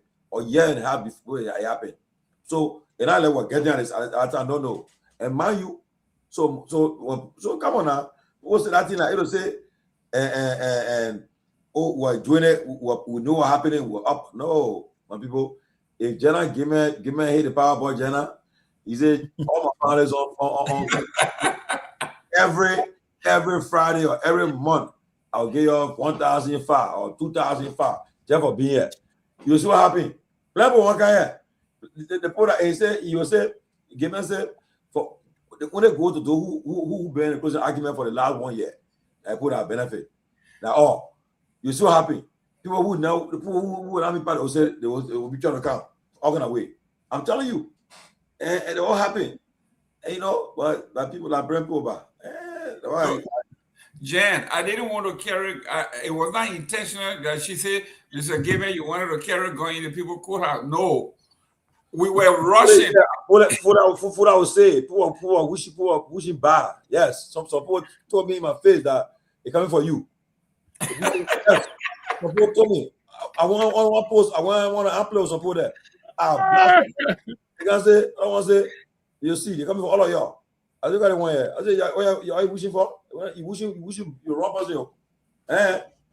So no, they were the people that were in who were doing. So I said, Tomalin and Mr. Gayman, I come and switch the topic here, man. I want to switch the topic. Let the topic. I thought different thing. We got 13 minutes. Yeah, go ahead. 13 more minutes. Yeah. Yeah, let you say something else now. I think the music you brought it in, as an impromptu topic, and it has taken almost like 30 minutes. So, Mr. Gayman, what are we doing with Bassa business? Since Bassa in 1925 they built one high school there. What are we doing to build another high school or to equip that high school? Well, let me tell you, the Bassa Association, that one there. But Johnny, you from Bassa? I'm a Liberian. I'm a citizen of Liberia. From Liberia. Forget your country. Forget my own country, Bassa. Yeah. Our country alone. Where are you? I mean, from Magiri, but from Magiri. I'm Magiri, but my man from Bassa. But Bassa is doing well. Right now, look, one thing I like, right? No, too many hold it right there. Nobody doing well. Nobody doing well here. Nobody doing well. All the schools that I went to in Bassa, the St. Peter Clever, the Bassa High School there. All these schools, they have their association in America, and every year they raise a lot of money for the alma mater. Raise money, they do something significant for the school in Liberia. About how much? How much you got? How much you got right now? What a raise on them, Johnny. 5,000. Johnny, oh, look at that 5,000 money. Man, look, we from Bontown School. Listen, we from Bontown School from Bontown School. We have raised almost anywhere around 300,000 now in the U.S. They phone the guy, but no, they tell me your phone behind me. Yeah, he said, from all those disclosed, so say he's the one supporting your pastor in Magiri. In Magiri? That's why they crap up. They phone them up. What is your problem? I really look, Johnny, like I said, Bassa has, I think they got 3 additional high school now, but if you cannot compare it to what built by the state, built by the government. Yes. In Buchanan City? No, not in Buchanan City. But the issue here is most of the thing that they call schools in Liberia is just the building.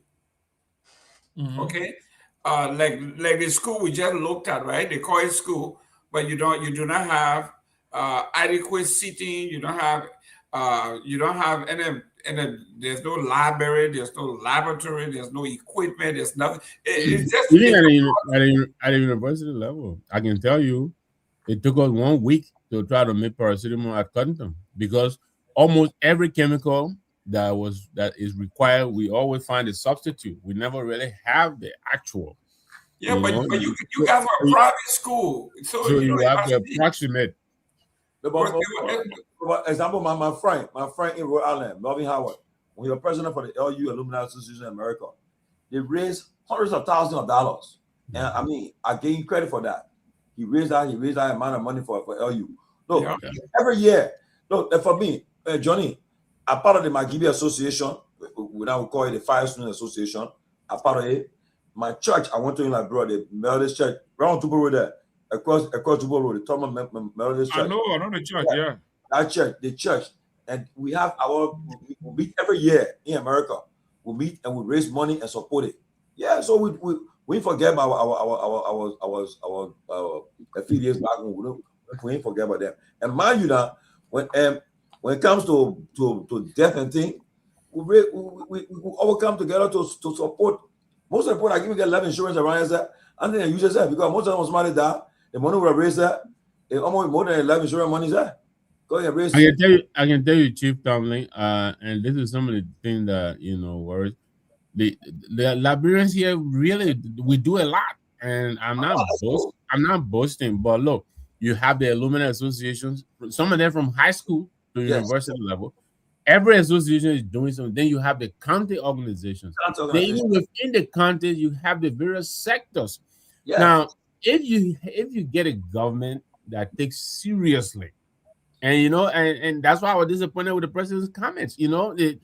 They know we're doing a lot, but they act like we now But you can come here and engage us. Maybe instead of all of us contributing to various high school, we can probably support.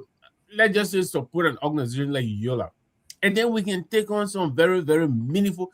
The kind of money we raise here is enormous. I mean, Cotton, I can tell you, we raise hundreds of thousands of dollars.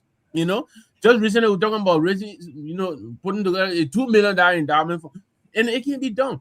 The people from who else went to school together who are very wealthy here, the people, friends of ours, the people they're willing to give, but we need the leadership, the organization, to channel our resources. We don't have that.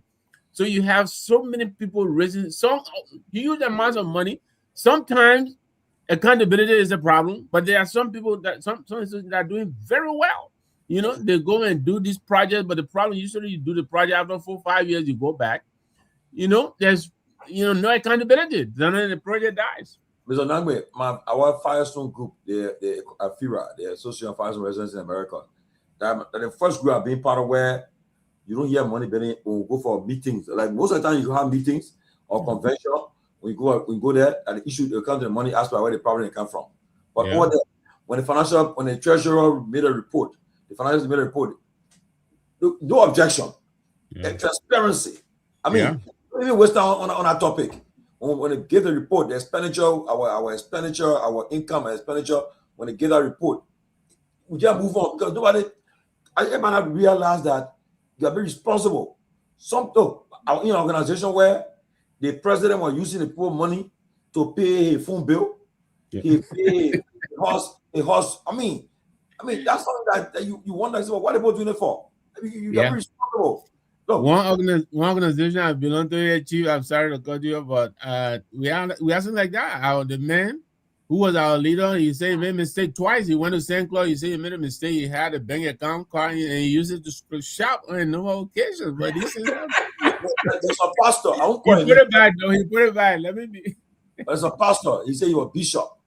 The bishop, when that man come into the church, he eat a big white gown with a big jean. Bishop coming. The guy had the people church credit card, the card. Using it for all kind of things. Hotel bill, this one. When time came, people were doing audit. Man, that be your money. Eating your money. Yes. Today, to the way today, Moriah went low, he gone. Look, another one too. He was when I man preaching. When the man come in the chair, about running behind the man, security running behind him. When come in, I said, "You're a powerful man." I said, "Why?" I said, "The guy can preach."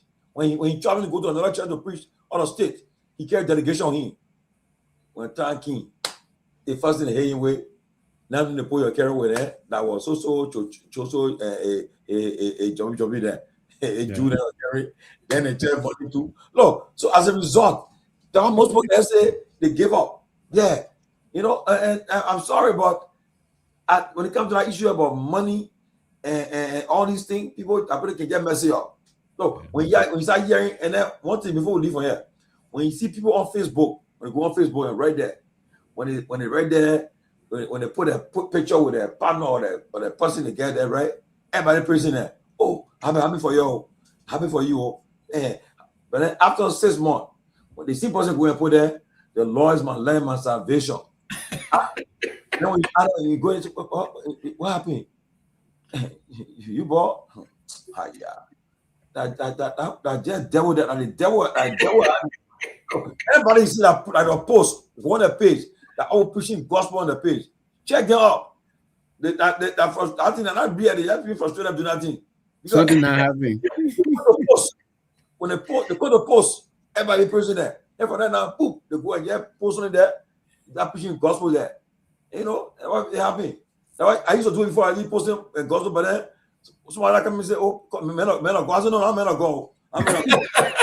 I say, I start posting that straight. Yeah. I will come out and say every day, yeah, the daily reading for the day. This one. It's like in my inbound, men of God. No, I'm men of God. I'm bringing them in. But you go to Torgbean United Methodist Church, so what be that man of God? No, watch it. They go, and then this not forget it. Someone never forget it. The amount of, you know, I'm a man of faith. I don't pray, I don't fast. But the thing I don't let people do too much. They'll put you in plenty prayer line. Yeah, you might go on the prayer line. You might be there. And then you on the prayer line, you probably get finished. You probably get more. I thought prayer should answer things and things, but you better get. I don't pray fast. I don't pray my man. Oh Lord. Well, ladies and gentlemen, it was nice being with you guys. We will be here tomorrow. Now let's look at this. Our brothers and sisters in Delaware, they're having their old timer thing. Okay. They are Tomalin, that's how they call it, the black tie event. Black tie event. Yes. February 14th. February 14th, guys. They advertise on our show. So you know what that means? They say we support those who support us. Yeah. They brought a business here, guys. We need to support them. And I broke it down because I'm from the United Way fundraising and my stuff. They're charging only $100. Yeah. And to us, that's a lot of money. So everybody will be there with a spouse. Yes. With a partner. I'll be there. Just imagine the dinner might cost about $30. To pay for that hall might be another $10-20. Security and order. By the time they take all the expensive, maybe they realize only $25. And they want to build a community center, want to buy a community center. You know how many dinner they will have before they can raise $100,000? So $100 is not much money because they're doing dinner and all that other stuff. So guys, let's support them. Bring your spouses. Yeah, February 14th. Yes. Bring your wife, bring your girlfriend, bring your fiance, bring your significant other. Dress the best you can. It's a formal black tie, and have a great time there, and enjoy yourself. Tomorrow, we are having the general from the CDC. So call your friends, call everybody. Honorable Gray is going to be here tomorrow, and he's going to be on fire. You know, when he start talking, that he can't answer yes or no. Or he answer that are 15 minutes long. But he's entertaining. The guy is a true believer in his cause.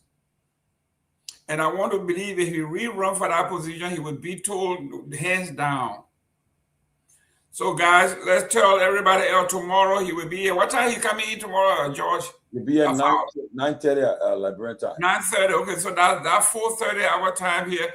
If you come here at 6 o'clock, you will lose about a whole hour. So come here at 4:30 tomorrow, and the general will be here, and you will not disappoint you. In the meantime, If you know any comedian or any artist that want to work with us for our Friday concerts or Friday good times, we'll find a name for that Friday and we can start negotiating. So we need to bring some of your famous artists, your favorite comedian, favorite gospel singer, favorite. We don't want no Mother of the Year. We don't want no Mother of the Year here. We don't want no Father of the Year. We need a comedian. We need an entertainer. That's what this is all about. And while they're out here, we'll be doing a little fundraiser because they will be charging maybe $400. Yeah, we'll get that's that give us a good idea and welcome idea. So let us let's see what we can do something for Friday. Let's see. Let work towards Friday and see what we can hit it. Let's try something. So we'll get ourselves. For me, I'm going to find somebody this Friday. I won't. Yeah, they're giving up tomorrow. Tomorrow and Friday. A friend of mine, Dr. Ntanji, a guy from Cameroon, came over here to this country, went to medical school, became an MD, been very successful. On his 60th birthday, he was diagnosed with pancreatic cancer, and at 62, very young. At 62, he passed. And his first son also followed his father's footsteps, and he's a pharmacist. He got a PhD in pharmacy. So the guy had 2 kids. One is a lawyer, one is a pharmacist. He did very well at 62. Wow.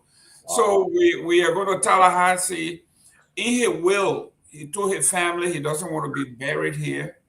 So they're going to do all the fun things and the rituals in Tallahassee. And he will be flown to Cameroon on Monday. He wants to be buried in his village. Okay. So the entire family will be going. So I'm going to sympathize with the family. Great guy, great guy, very successful young man. But we can't ask God. Yeah. Man got a very, very big practice in Tallahassee. Wow. His son runs a pharmacy, big pharmacy, and he owns a medical practice. He left all that, so we'll be out there. But tomorrow, the general will be here. Tomalin going to be here. I like the way he like to call Tomalin. Tomalin. So the general will be here, guy. You're coming tomorrow. Let's get. I'm going to do We'll miss you tomorrow, Mr. Again. Yeah. Thank you, guys. So we'll see you tomorrow. That's which is. Thank you, guys. Yes. God bless. Good night. Okay.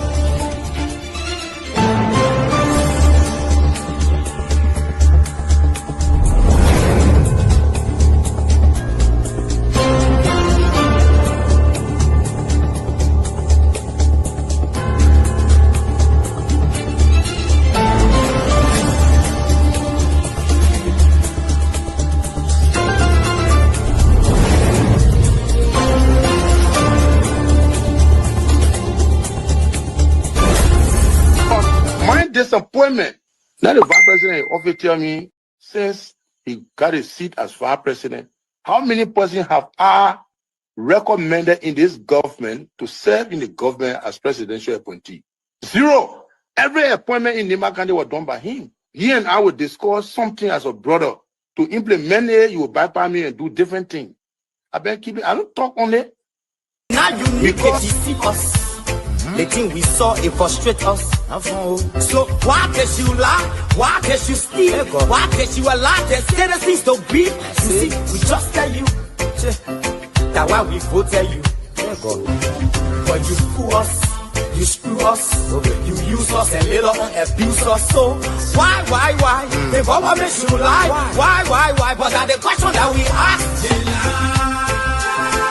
The good person in our whole United Party, that President Party. You want to say that again? The only person that appreciate good among all the United Party for that President Bwaga. The rest are ungrateful. The right they use you and dumb you. But President Bwaga, if all of them were taking the President Bwaga and behaving the President Bwaga, United Party will have another chance in 2029. Just for now, they do not regard people that help them. Three of our soldiers were executed on this party ground. 2 at the back and 1 right at the headquarters. The man who shot and killed our people today is a darling boy in the Liberia National Police. They brought him back to shoot more guns. Get ready to shoot. Because we challenge the status quo appropriately. Come on, Liberia. Inform them the violence suspect any student because of their action. It will be the day the entire Bwaga administration will cut down. We will massively violate the students in this country and we'll shut down the Bwaga administration. The day that happens, we have the capability to do so. And if they think this is the renovation project is a joke, let them try it. The fall of the Bwaga administration begins with this. If they think they will temple on any student in this country or at the University of Liberia and walk away with impunity, while our children saving opponents and logic in the Western world, while we are subjected to agile power and bad learning conditions here, and the thing we say. In the first 100 days, no car will get stuck on the major road in this country. And I mean it. You say you're alive?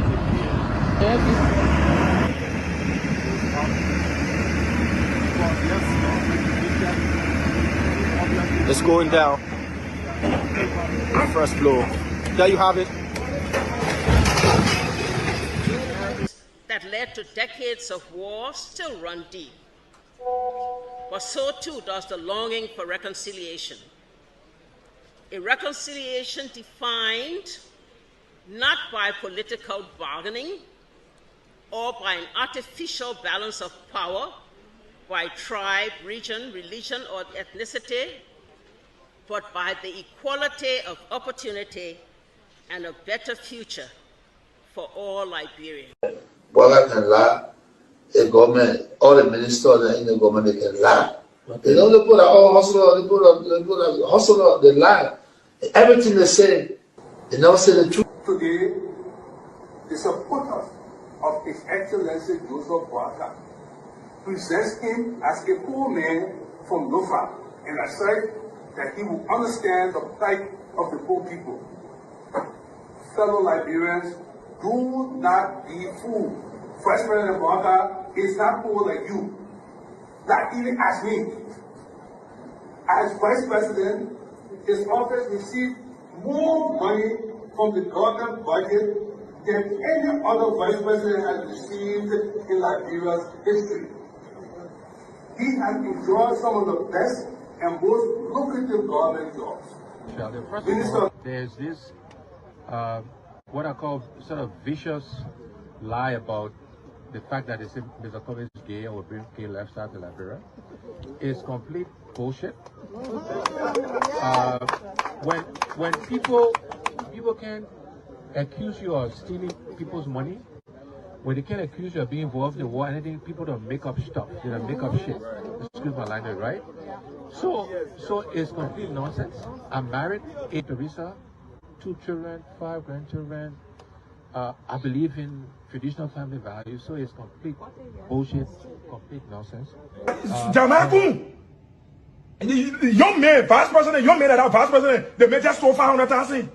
I mean, Jamaku, the major went to I forgot that Jamaku. The men just went to Ghana, the fit, and they may bring it all company in the country. I mean, Kun, they can reach yourself. Kun, man, you know, Kun, but I want to sophisticated, quiet, hardcore rule in Liberia. But Liberia, when 2029 come and pass, then you finally leave. Mission is completed. Now, what the rules of engagement? When the war ended, the guy said, the captain, the commander said, mission complete. There wounded Alphas, all men on board. Everywhere there is no school, I will put school. And everywhere there is school and school in bad condition, I will renovate it. I told them, towns and villages, everywhere you will have lights in a town, for children to play, for people to see. I told them every town will have safe drinking water. If Charles Taylor is the problem, he will be out of here in the twinkle of an eye. And I say, let well-meaning Liberians come home. If we respect this constitution, a government formed in Accra is a violation of Article 1 of the Constitution. Let them come home.